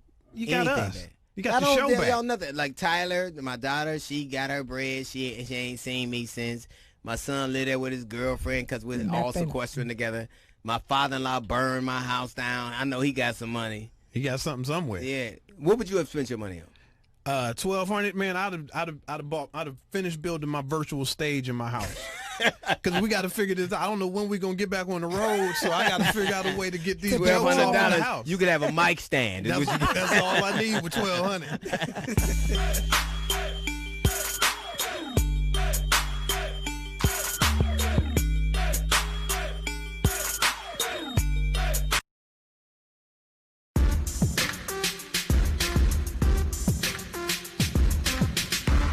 Welcome back to DL Hughley Uncut. Now, we have been waiting to talk to this guy. He has been fighting the big fight for our community, a renowned civil rights attorney representing families from Trayvon Martin, Michael Brown, Botham Jean. And, of course, I got to send love to him because he is also a member of my brotherhood, Omega Psi Phi fraternity. You know, the Brothers of the Deltas. You know who it is. Please welcome to the show, Benjamin Crump. How you doing, Brother Crump? How you doing? You all right? I'm good, Brother DL. So good to see you and Jasmine, and thank you all for what you all do to uplift the culture. Well, now more than ever we need it. We just talk shit, but you you do the real work. you fight a lot of fights that society is not used to you winning or doesn't particularly want you to. Championing the voiceless is kind of a thankless job. Why? I mean, I know you're an Omega man, and that is your stated mission to the uplift of people. But you fight fights knowing that the odds are stacked against you. Why? You know, DL, Thurgood Marshall was my personal hero. He's the reason why I became an attorney. And people don't remember how hard it was before Thurgood Marshall got to Brown versus the Board of Education. I mean, going in the Deep South, going in Texas, I mean, being threatened with your life, literally, trying to say that little black children and little white children should be able to go to school together. And people often forget that part of the journey. They only want to see the victory. But without struggle, there can be no progress, as Frederick Douglass said. But why the justice in America seems so tinged, and I think it can make. I have no problem admitting that I have a lot of cynicism associated with it. I watch what happened with Trayvon Martin. I watch what happened with Michael Brown. I watch what happened. You represent the families in Flint. That's right. What is it that we're going to have to do to introduce America to the probably new fact that we are just as human, just as fallible as anyone else and deserve just the same amount of respect and empathy and compassion as anybody else? You know, a lot of it, DL, is what we did with Trayvon, and your voice was as strong as anybody else when we were fighting that journey before people started even acknowledging that Black Lives Matter. You know, for 400 years, they've been killing Black people and nobody being held accountable. Nobody even being able to have any kind of justice, whether in the criminal court or the civil court. Now they will give us money in the civil court, but they never want to send anybody to jail because they don't want to send that message that the police can't do historically what they have always done in America, and that is to be the slave catchers, to provide the status quo. But the one thing I will say to you and Jasmine and all your audience, the reason I remain optimistic is I think about the precedents. When you go to law school, the first thing they teach you is about precedents. You always have to follow precedents. You always have to follow precedents. Now, I don't agree with that because the one time I met Thurgood Marshall, the first time I met him at the Supreme Court, he told us little Black students that, you know, when you go in the courtroom, you argue what's right. He didn't say argue what they teach us in law school, saying argue precedents. But if we're going to take that law school lesson, the precedents is this for Black people in America.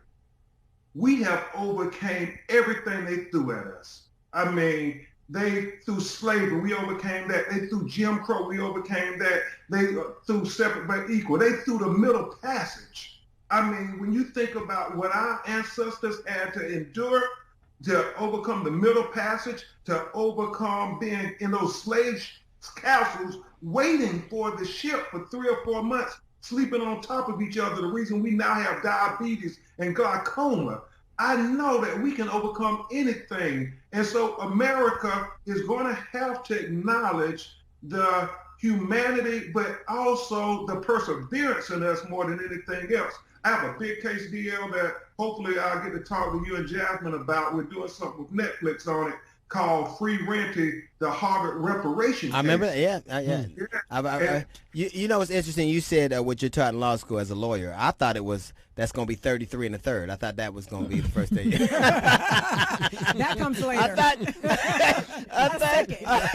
I'm glad we won. Where my money? I thought that was.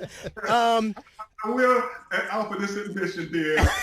That 33 and a third to then go do some good work. You know, that's Listen, I got you off. I'm gonna need my money, nigga. I'm gonna need that. I need it.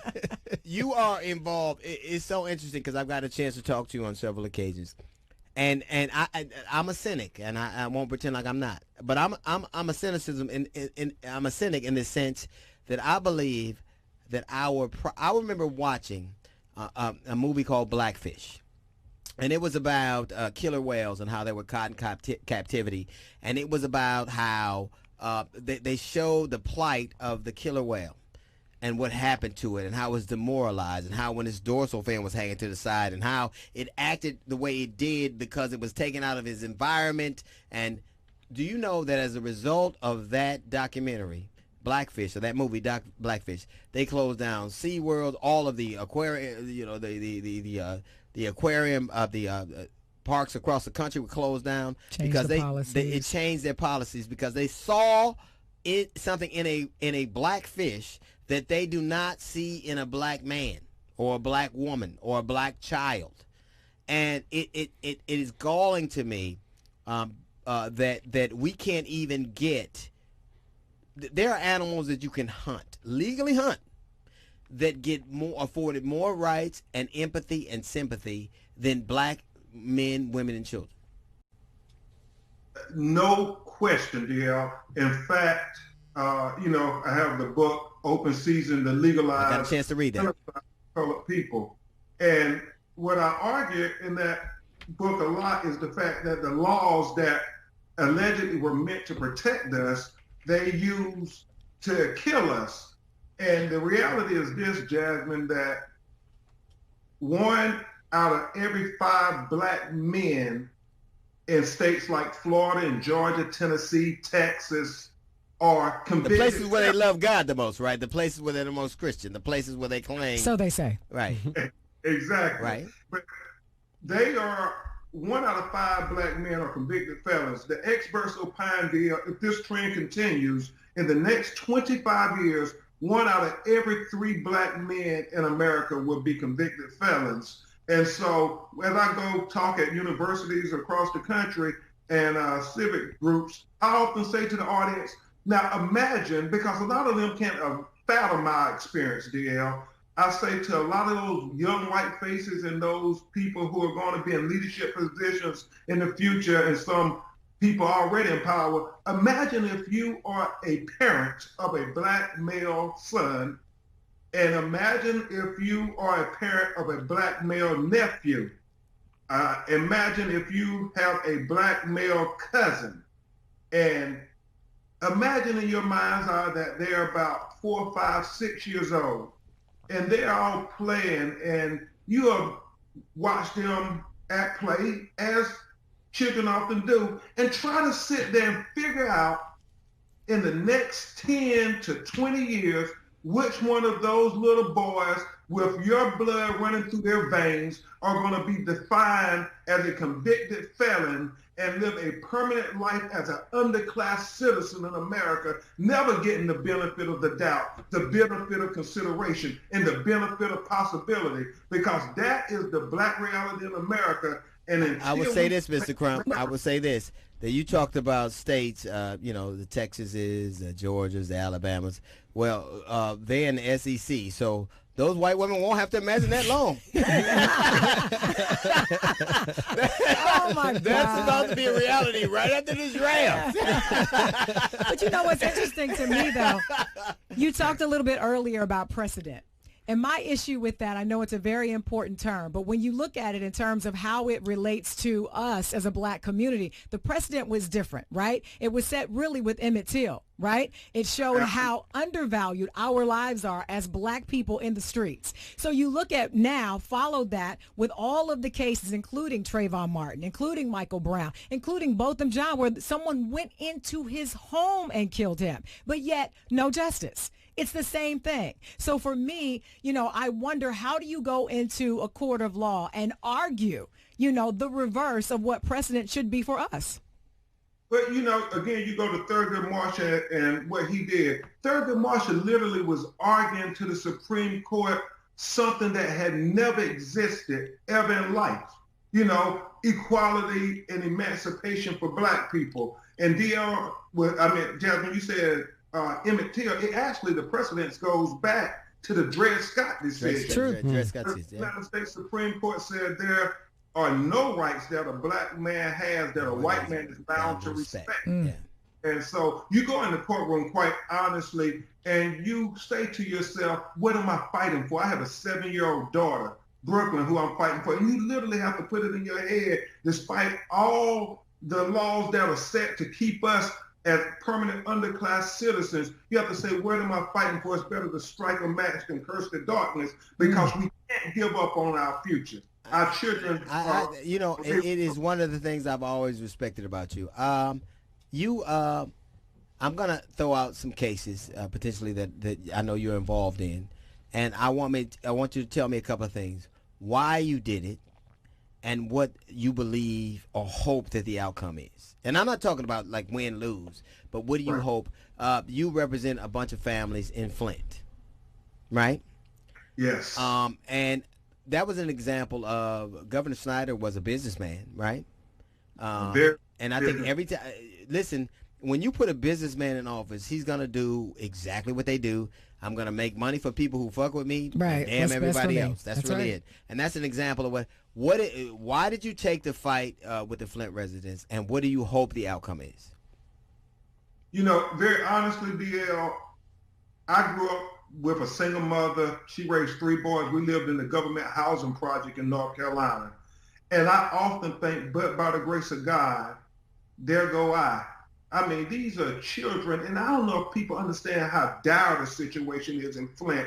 The fact that when you are exposed to lead poisoning, it stunts the brain development. Absolutely. So, and they end up in prison most of the time. Exactly.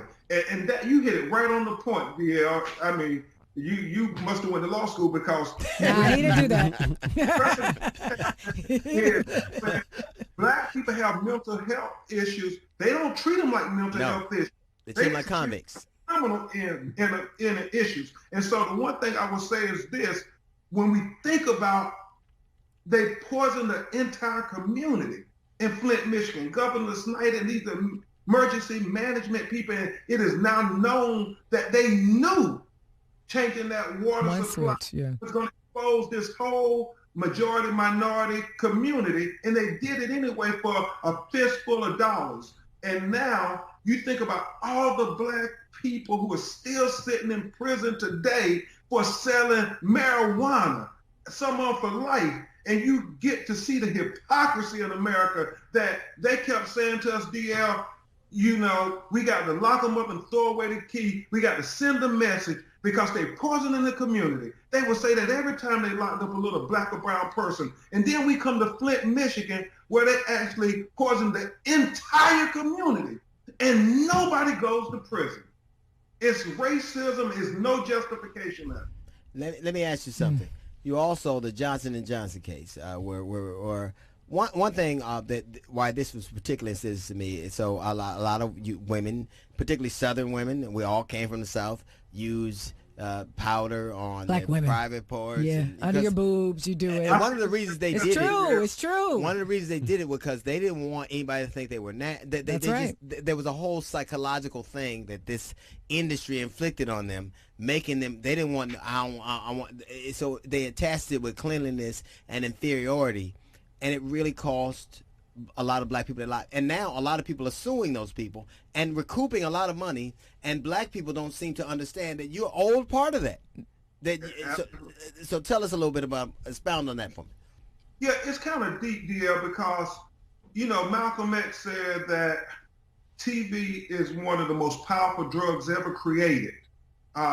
He said that it can control your subconscious thoughts with you not even realizing what you're thinking. Right. Well, marketing is the same way. I mean, Johnson & Johnson for years pushed this, whether it was at the Essence Festival and the magazine. Latin women also, too. Yeah, and Latin women and obese women. Yes.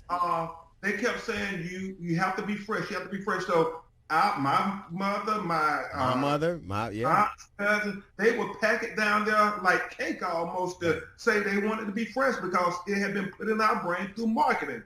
And then the white women, it came out in the mid-90s that, hey, there was a causal connection between ovarian cancer and talcum powder that is in baby powder in Johnson & Johnson. White women said, hey, we're not going to use it if it's causing cancer. But when they did their marketing and their research, Johnson & Johnson found that there wasn't a drop-off amongst African Americans and Hispanics. And so what did they do?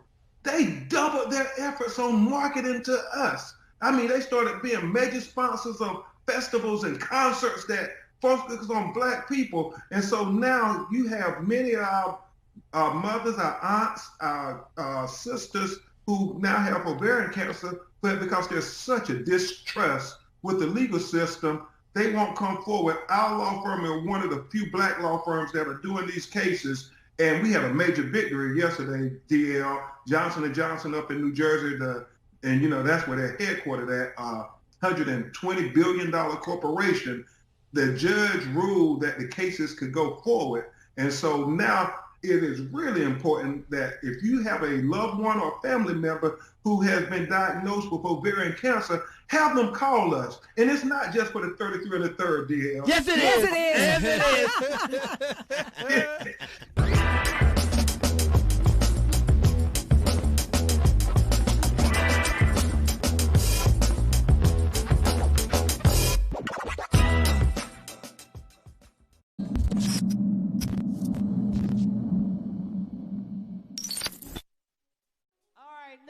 Now, I must read the disclaimer one more time. We want to welcome the global worldwide audience on GFNTV, and please be aware that by entering this area, you consent to your voice, name, and/or likeness being used without compensation in films and tapes for exploitation in any and all media, whether now known or hereafter devised for eternity, and you release WGFN-TV, its successors, assigns and licensees from any liability whatsoever of any nature. Do not enter this area if you do not wish to be the subject of the foregoing and be seen by our global friends that love jazz all over the planet. So let's welcome them in. Give them a hand, St. Louis. Welcome all our friends in. We're streaming live on GFN TV. Give it up, St. Louis, give it up. Yeah. All right. Yes. We don't want the global audience to know St. Louis is asleep at the festival. They say, well, they have neck bones and barbecue ribs, biscuits and cornbread. Did you say neck bones? Did you say neck bones? Girl, don't start me up now.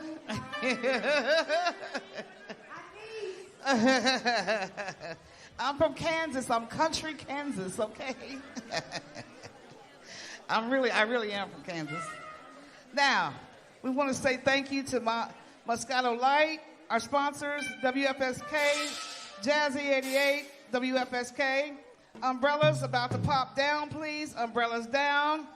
Get your food, get your drink, get your spot, get yourself ready. And are y'all ready for Najee? Are you ready for Najee? Are you ready for Najee? Are you ready for Najee? Ah, he's in the back. He can't hear that, y'all. Are you ready for Najee? Are you ready, y'all? We got 30-some years of hits coming out of this man. Are you ready for Najee? All right, coming to the stage, live and in color. Let's welcome the one and only Mr. Contemporary Jazz himself, the one and only Najee!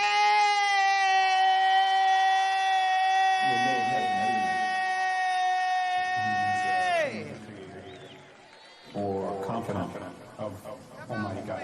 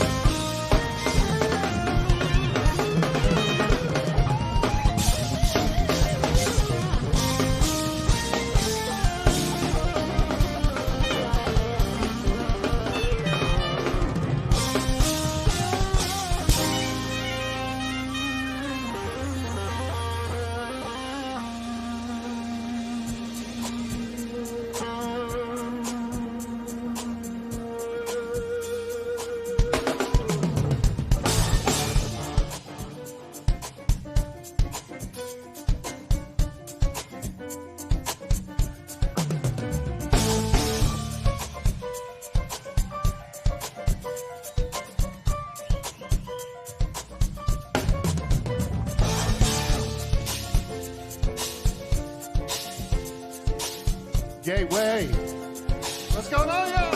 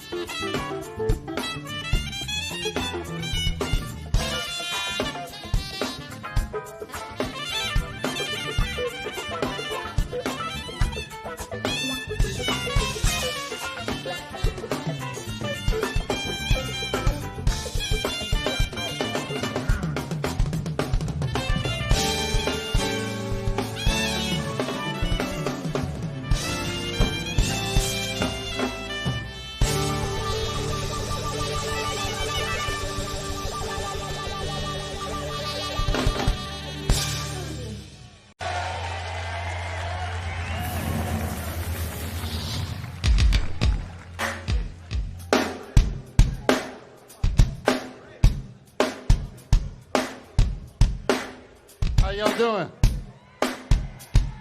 I don't hear you. How y'all doing? How's everybody in the back doing? Y'all ready to help me out right here? Everybody put your hands together. Come on.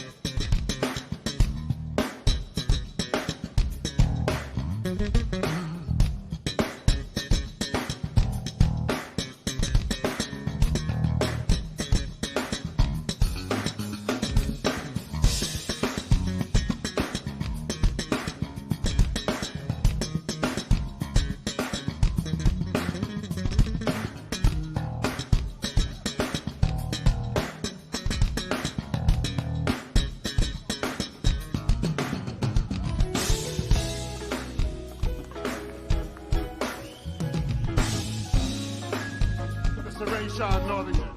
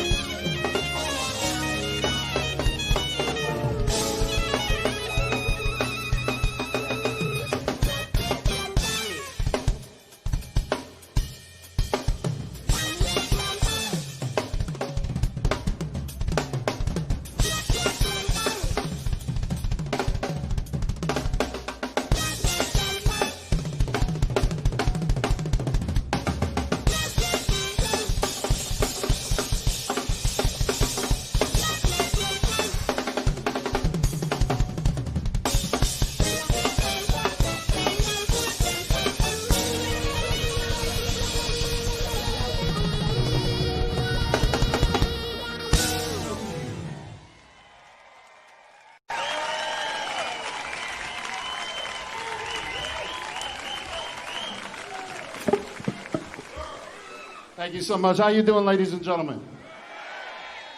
I want to thank you all for coming out and supporting live music, all right?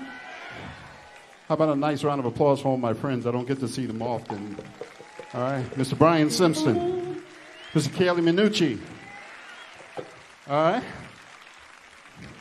And so many others. Oh, Mr. Nick Coleon, of course, Mr. Steve Cole, all our good friends back there. Come on, let them feel you back there. They back there. Yeah. All right. Ladies and gentlemen, it's an honor to be here.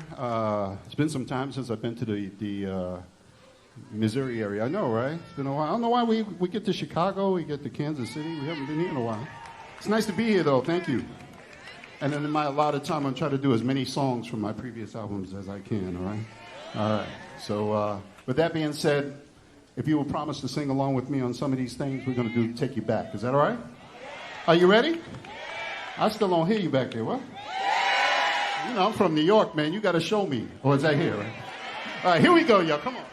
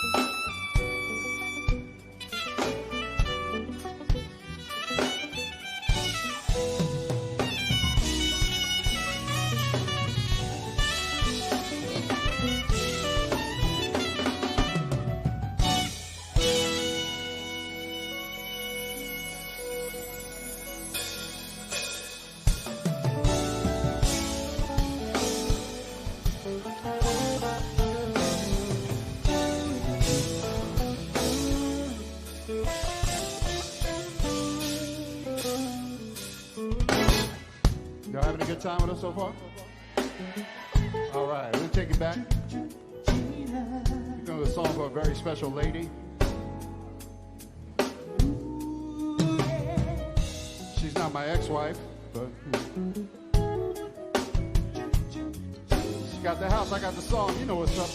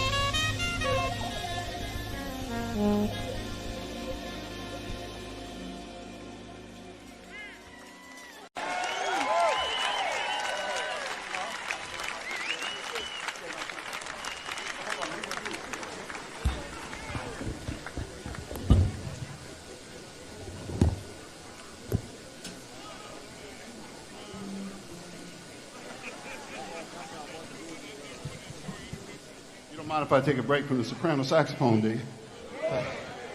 Play a little flute for you. Y'all might know this one.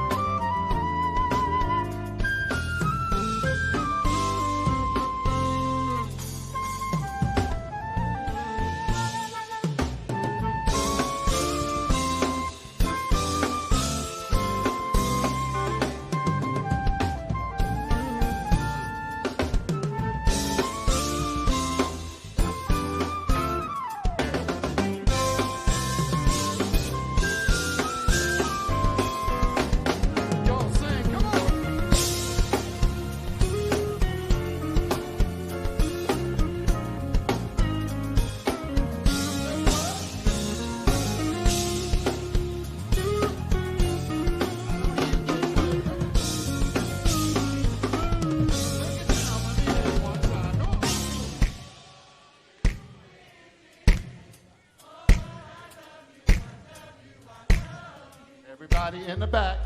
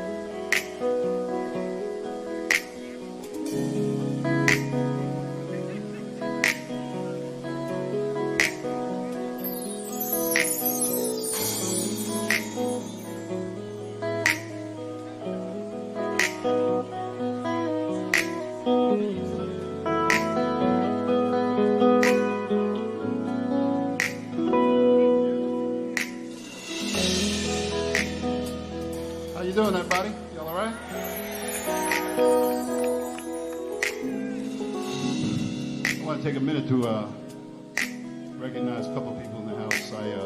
I'm very fortunate to have my daughter here tonight, Salima. She's around here. I don't know where she's sitting. She's here with her husband. Where are you at, daughter? Over there. Oh, hey! What's up, sweetie? And then my son is sitting next to her, Fareed. He's next there, right there. And that's her husband over there. All right, fellas, so don't even try. And they moved here about a year ago to the St. Louis area, so if you see them in Starbucks, don't trip. Anyway, this next song I'm going to do, I'm obligated to do it. I wrote this song many years ago on an album called Just an Illusion. Y'all know it? Okay. And I wrote it for my other son, Noah, who's now almost 28 years old. And but since that time, I've had the pleasure of playing this with several people around the world. But this evening, I'd like to dedicate this to a few of my friends who passed on. As a matter of fact, I have a new record coming out on August 25th called Poetry in Motion. And thank you. I'm very proud of this record, too, because we have my first single was released last week, and I hear it's doing very well. It's a song called Let's Take It Back, which features Incognito as my backup band. Can you get that one right? Also on there we have Mesa. Mesa is doing something with me. Will Downing. He did a song with me that Al Jarreau and I had started to record, but then, Al got sick, and you know the rest of the story. So we ended up recording the song and making it a dedication to Al Jarreau and Prince. That's what we did, called We'll Be Missing You. And, of course, who else is on there? Oh, Eric Roberson is on there as well with me. And the legendary pianist, Mr. Bobby Lyle. And the smooth jazz guitarist by the name of Blake Aaron is also on there with me. So it's a very full album. It's one of those type things that I called up everybody and I said, listen, we need to do something. I didn't expect everybody to show up on one record. So when it comes out August 25th, that's what you're going to get, all right? But with that being said, I'd like to just dedicate this next song to two people I've had the pleasure of touring all over the world with. One is, as you know, was Prince. Toured with him for 3 years and was a great experience. And anytime I do press and people want to hear Prince stories, I always say I have no bad Prince stories. All this drug stuff they're talking about, I never saw any of that. He was one of the most humble, one of the most generous human beings I ever met in my life, honestly, and I mean that. Also, Mr. Al Jarreau, we miss him as well.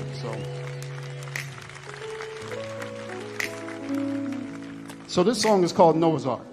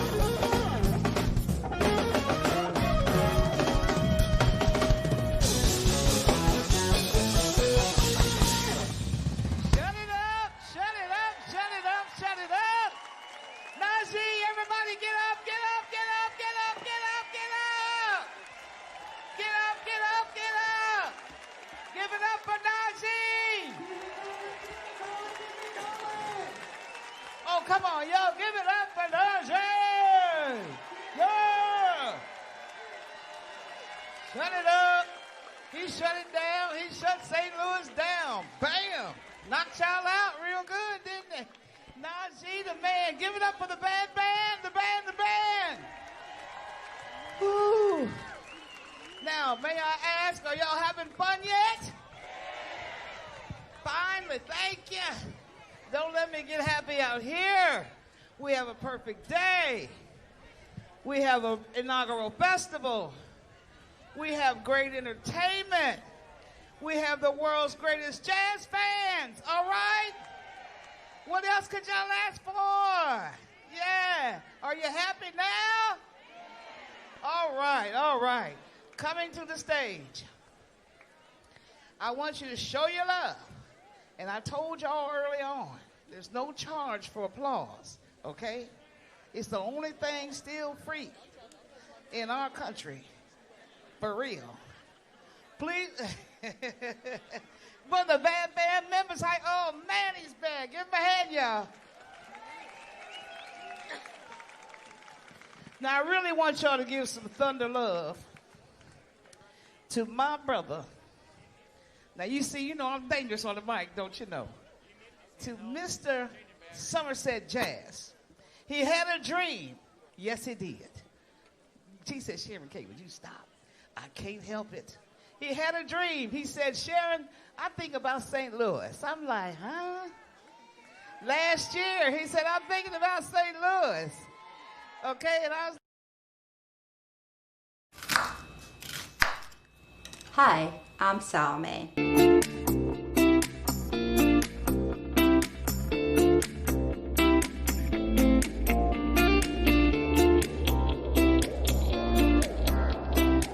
So today I'll be preparing you one of my favorite dish, Italian dish. So I'm gonna start with the sauce. Usually in Italy, the first things they do make their sauce. So I'm gonna show to you how to make Italian delicious sauce.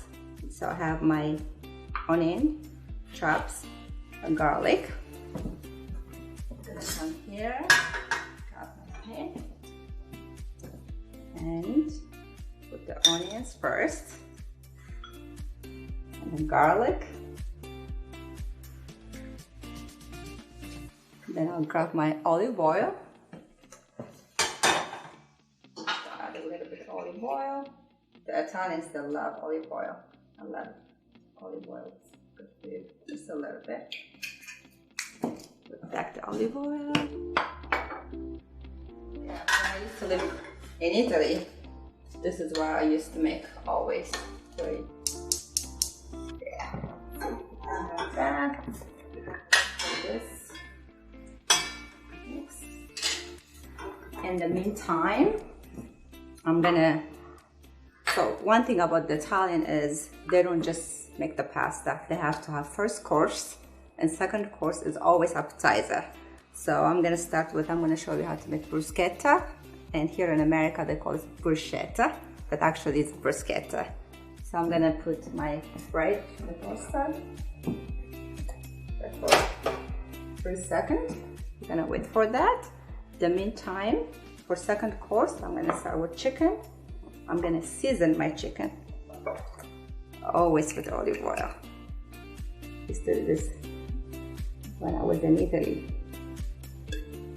I learned so much from the Italian. So add always garlic, it's good for you. Then rosemary, I love rosemary. Okay, and a little bit. Thyme, just a little bit. Then I'm gonna check on my onions for the sauce. So I have that all mixed. Now I have my tomato sauce already here. So you're gonna add that on the pan. Oh, that's good. There. And we'll mix this. In the meantime, I have the water here for the pasta. Wait on that. I have the pasta ready. Yep, bread is ready. We're gonna add more than one bread. Okay. Chicken is seasoned. So you have to turn the chicken. You have to do the other side also. Ready. Now, then put the pasta. Okay. Then you mix your pasta. Let that cook. You just check on the pasta every second. Now put the olive oil the other side of the chicken. Just a little bit. Now this is my favorite part. The Italian, they always use seasoning. So just a little bit oregano. That's that. Garlic powder. I love garlic powder. The Italian, of course, they use garlic powder.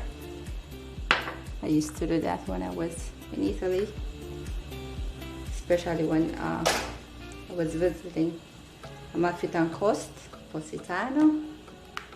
It's fresh, it's easy to make, especially summertime. That's that. That's that. Okay, I'm gonna check on my sauce over here. Almost ready. Check on the pasta.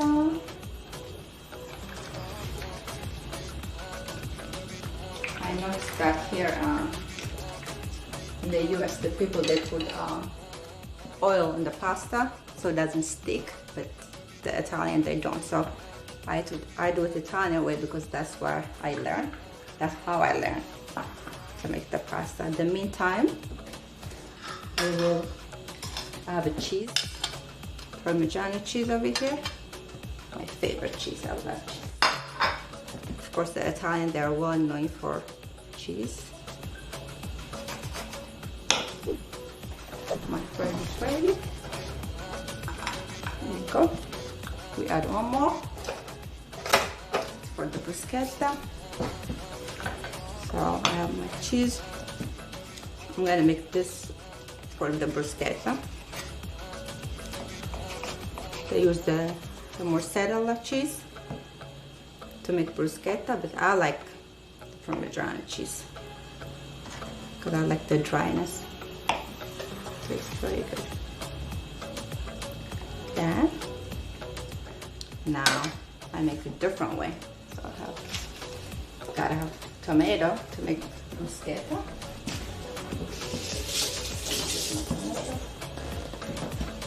I have that ready here.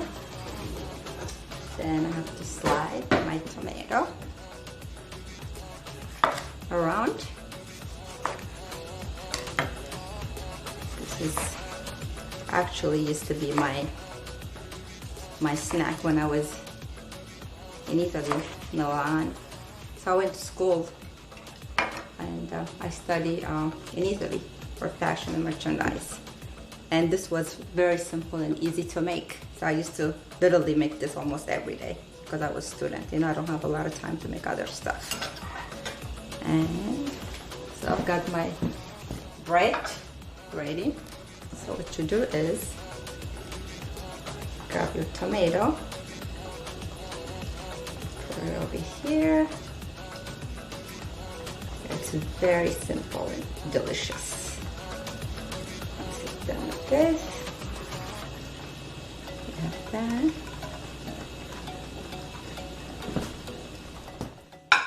So now we're gonna add olive oil again. Olive oil for Italian household is like having all the seasoning and everything you need. You must have olive oil. And then I add a little bit of black pepper, just a little bit, not too much, because it has that taste. I'm showing you a different way to make bruschetta. Okay, I'm gonna grab my cheese and then add the cheese on the bread and tomato. Look at that. That looks yummy. That's that. Let me check on the pasta. Because the pasta, always the time, they're like al dente, not super cooked. Okay, that's almost ready. Then I'm gonna check on my sauce. The sauce is ready. Perfect. That's done. Now, in the time I'm waiting for the pasta, I'm gonna come back to my chicken. I'm gonna start with the chicken. I have my pan ready. Then we're gonna wait just for a few minutes, get a little warmer. In the meantime, one more thing I have to add on the bruschetta is anchovy. Not a lot of people like anchovy, but of course this is Italian meal today, so I have to put the anchovy. The bread and the cheese. You can always remove the anchovy. I know it's too salty if you don't like it, but I love it.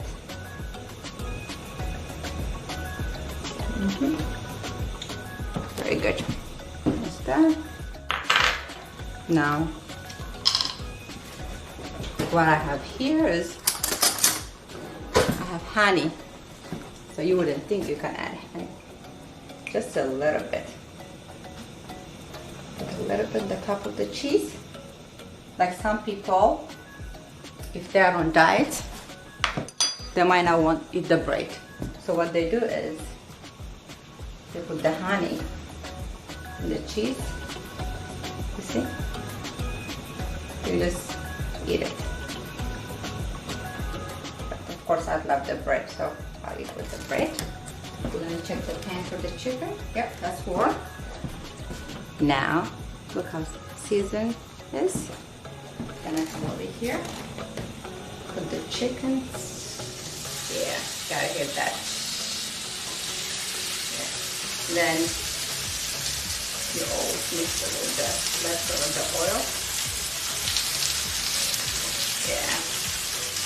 Gonna just do like that. I'm gonna take on my pasta. Like that.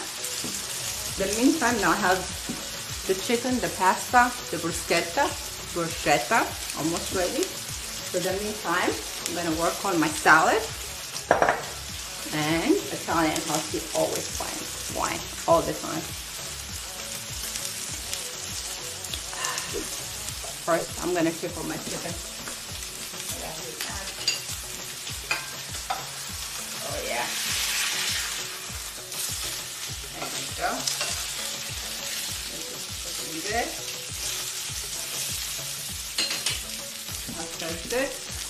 We got salad. Always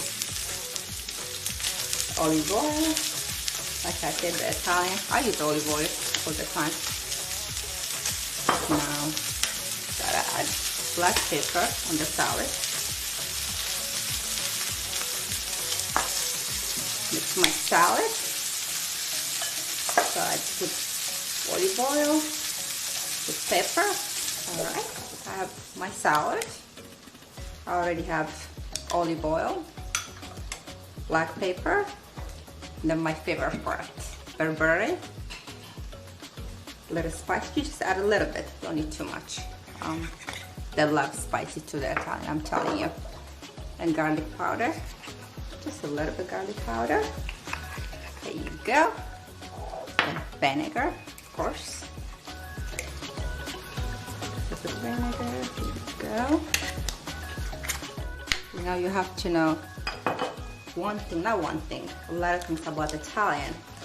They don't eat just one thing. So they have to have, like I said, the appetizer, this first course, and then secondo. Secondo means like, it will be the chicken secondo, and then salad always, and bread, and a glass of wine or two. So mix the salad. I have my salad ready. I'm gonna check on my pasta. Pasta is ready. Oh yeah, pasta is ready. I'm gonna turn this off. Get my pasta.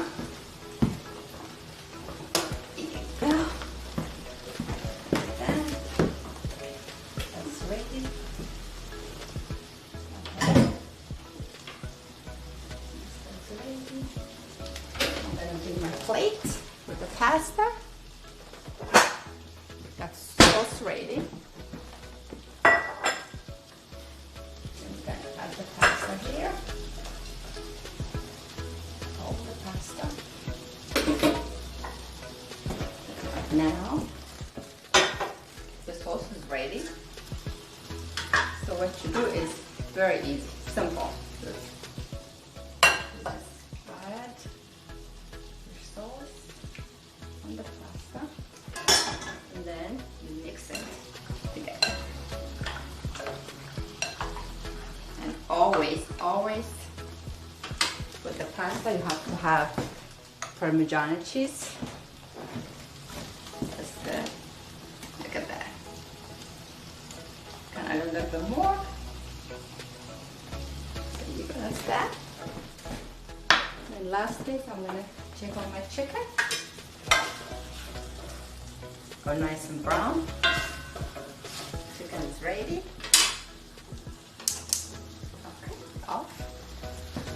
So we have pretty much everything ready. So I prepare bruschetta, and then I have the salad, the pasta, and the chicken. So everything I prepare now, it took about 20 minutes. And it's very easy, healthy, just like the Italian, they always go to the fresh market, get all the fresh stuff. So that's what we did. We have salad, bruschetta, pasta, and chicken, just like Italian style at my kitchen.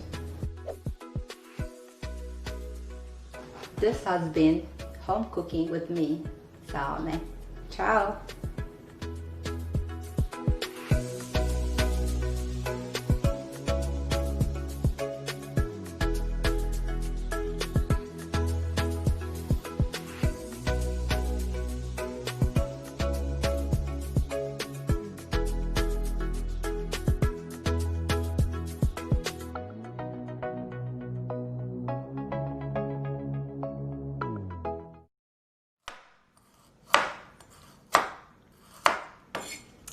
Hello, I'm Salome.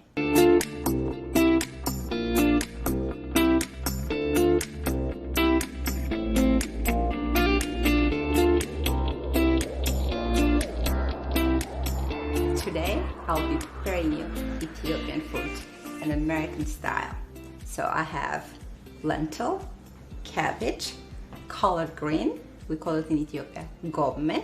I have tomato salad. I have pita bread right here. Usually we use injera in Ethiopia. So I usually kind of mix it up, multicultural. So we're gonna start with the lentil. So I'm gonna put the garlic first. Everybody does it a different way. And then you add a little bit of onions. This is for the lentil. And then oil. I love using avocado oil. It's super healthy, super delicious. Oh, perfect. Then we're gonna start. Okay. So just kind of stir the garlic and onions together. Just gonna wait for a few minutes until it gets very heat. And then I'll come over here, grab my lentil. So all you have to do is just add lentil without making a mess. And then you stir together. Now, everybody in Ethiopia, they make the lentil a different way. But this is the way I like to make my lentil. Then all you have to do, add a little bit of water. Just a little bit. You don't want to burn. And then mix it together. And then of course my favorite part, the spicy part, the red pepper. In Ethiopia we call it berbere. Got my berbere right here. So now, this is for American taste, so I'm not going to put a lot of pepper, just a little bit. Look at that. Put that in here. Then mix it. Add a little bit more water. There you go. So lentil, usually in Ethiopia, we eat it during fasting time. But I make lentil in the house 3 times a week at least. So let that cook. That. So I have pre-chopped my cabbage is already ready.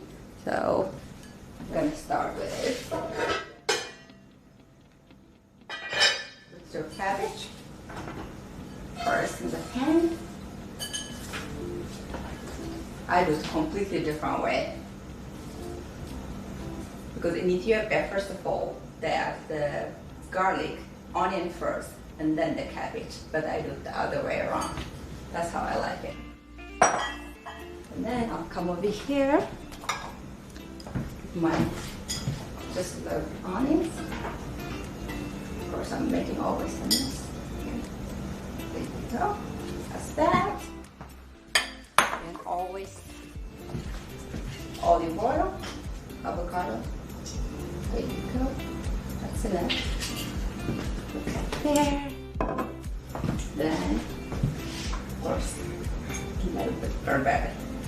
So, I love seasoning. It tastes really, really delicious. That's good there. And then we put the top. I'm gonna let that cook for about 10 minutes. Yeah, that. And then I'm gonna check on my lentil. Oh yeah, almost ready. Smells really good. So I have my lentil, my cabbage. Then I'm gonna come over here, grab my collard green, which we call it in Ethiopia, gome. So I have my pot ready.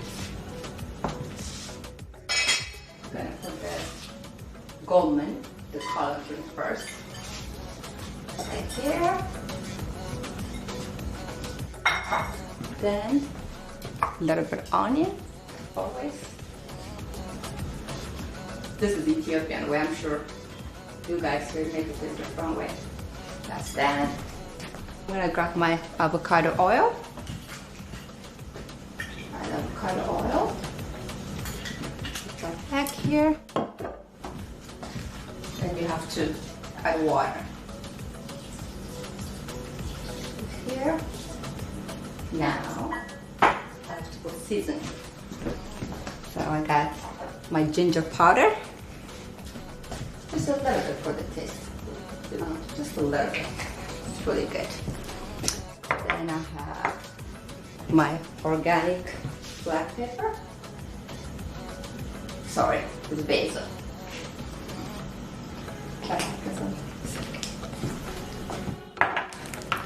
This is black pepper now. Just add a little bit. It's delicious. When you season everything on the food. That's that. You come over here. Mix all that together. Mix that. And now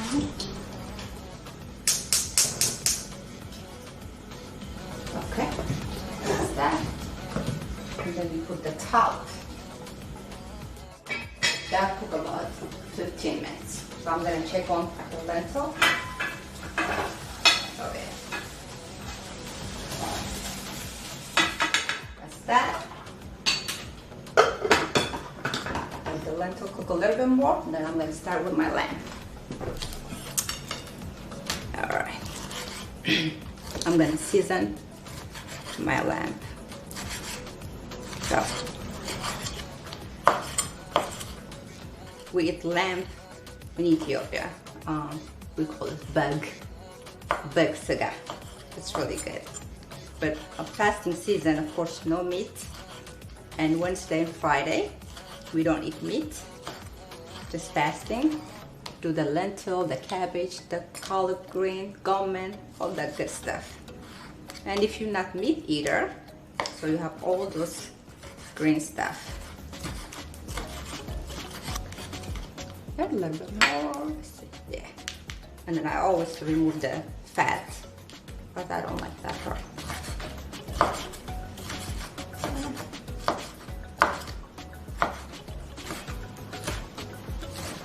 is completely a different way I'm gonna season. Now I'm gonna pick my pot over here and put my lamb on the pad. With that, remove that over there. Put the lamb over here. Now I'm gonna season my lamb. Always onions. Look at that. Onions. Pepper. Black pepper.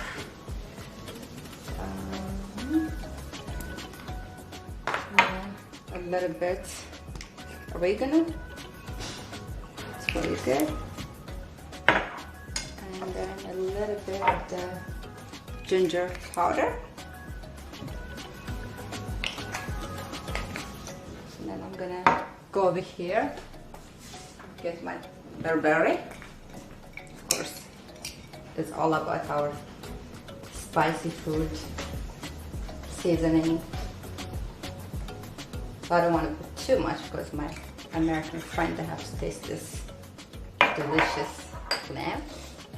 Now, look at this jalapeno. It's kara in Ethiopia, we call it. We love kara. I'm gonna put just a little bit. This is for American taste, so I don't want anybody to complain.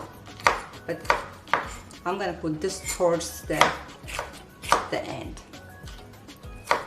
So I have that ready. Then I'll grab my avocado oil,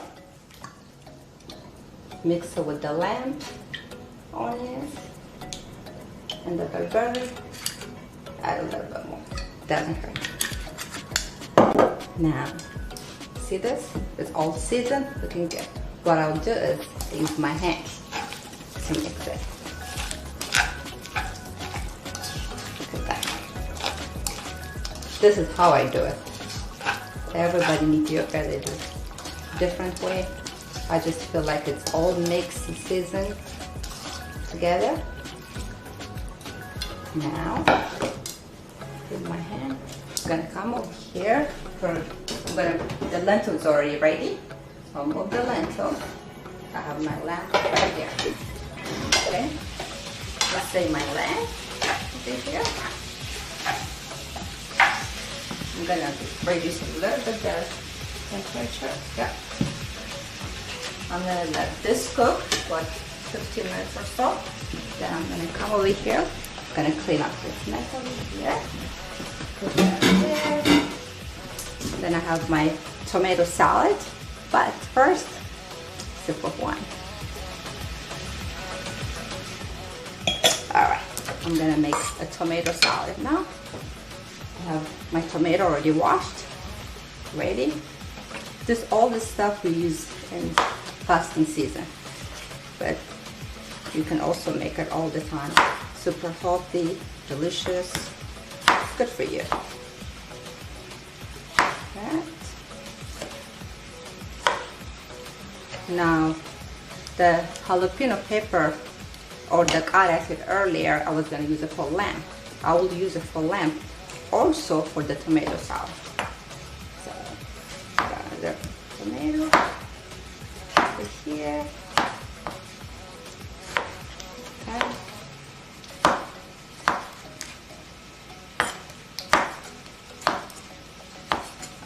I have that. It's ready. Plates. What you do is you put the tomato, the plates over here, and then I'll use the jalapeno or the kara. This is with tomato. That's it. And you add a little bit of carrot, not too much.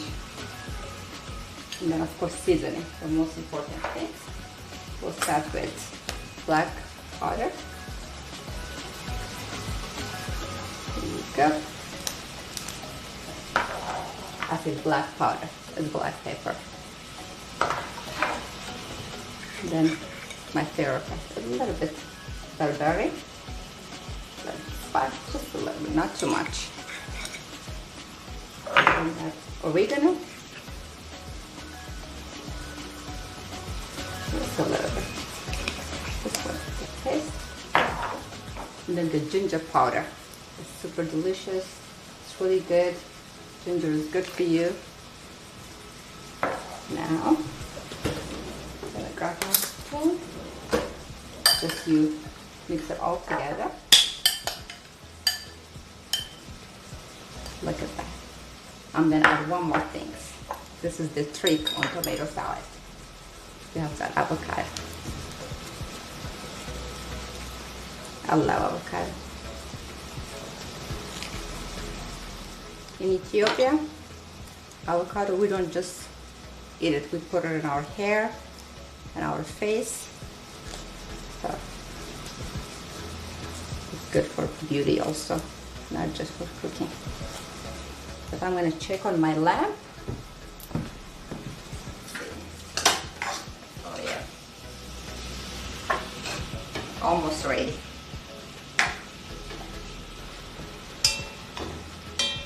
Oh yeah, that looks really good. Gourmet, almost ready. Gotta check on my cabbage. Can't forget my cabbage. Oh yeah, it's really good. Yep. Almost ready. Let me try. Gotta taste it. It's good. So now that you're ready, I have my rosemary over here, but I'm gonna use it on the lamp. We call it tabs. That's almost when it's a little bit ready, so you add the rosemary. But in the meantime, I'm gonna finish up my tomato salad.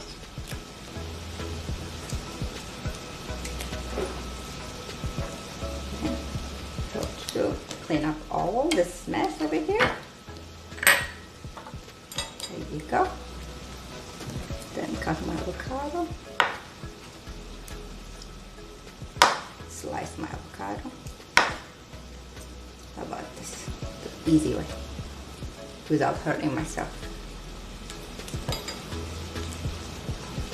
Okay, there you go. Take that part. Usually take the dark part. Okay. So what you do is you just chop it very small pieces. And you put it, the tomato over here.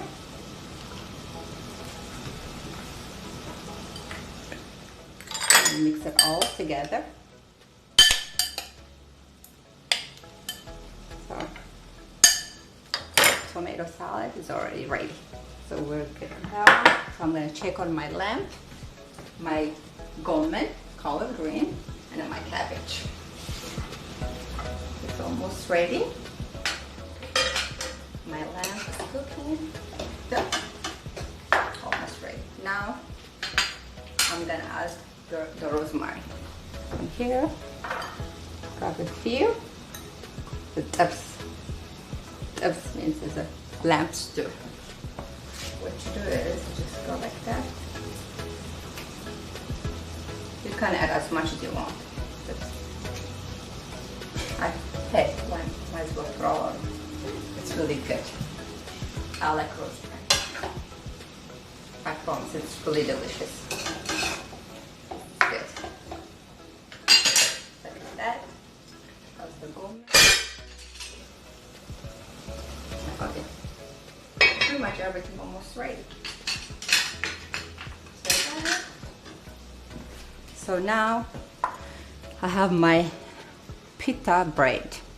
So like I said earlier, we normally use injera. So we don't have injera. This is for American taste. I'm gonna have the pita. So all the food I made, the lentil, the gourmet, the collard green, the cabbage, the tomato salad, and the lamb stew all together.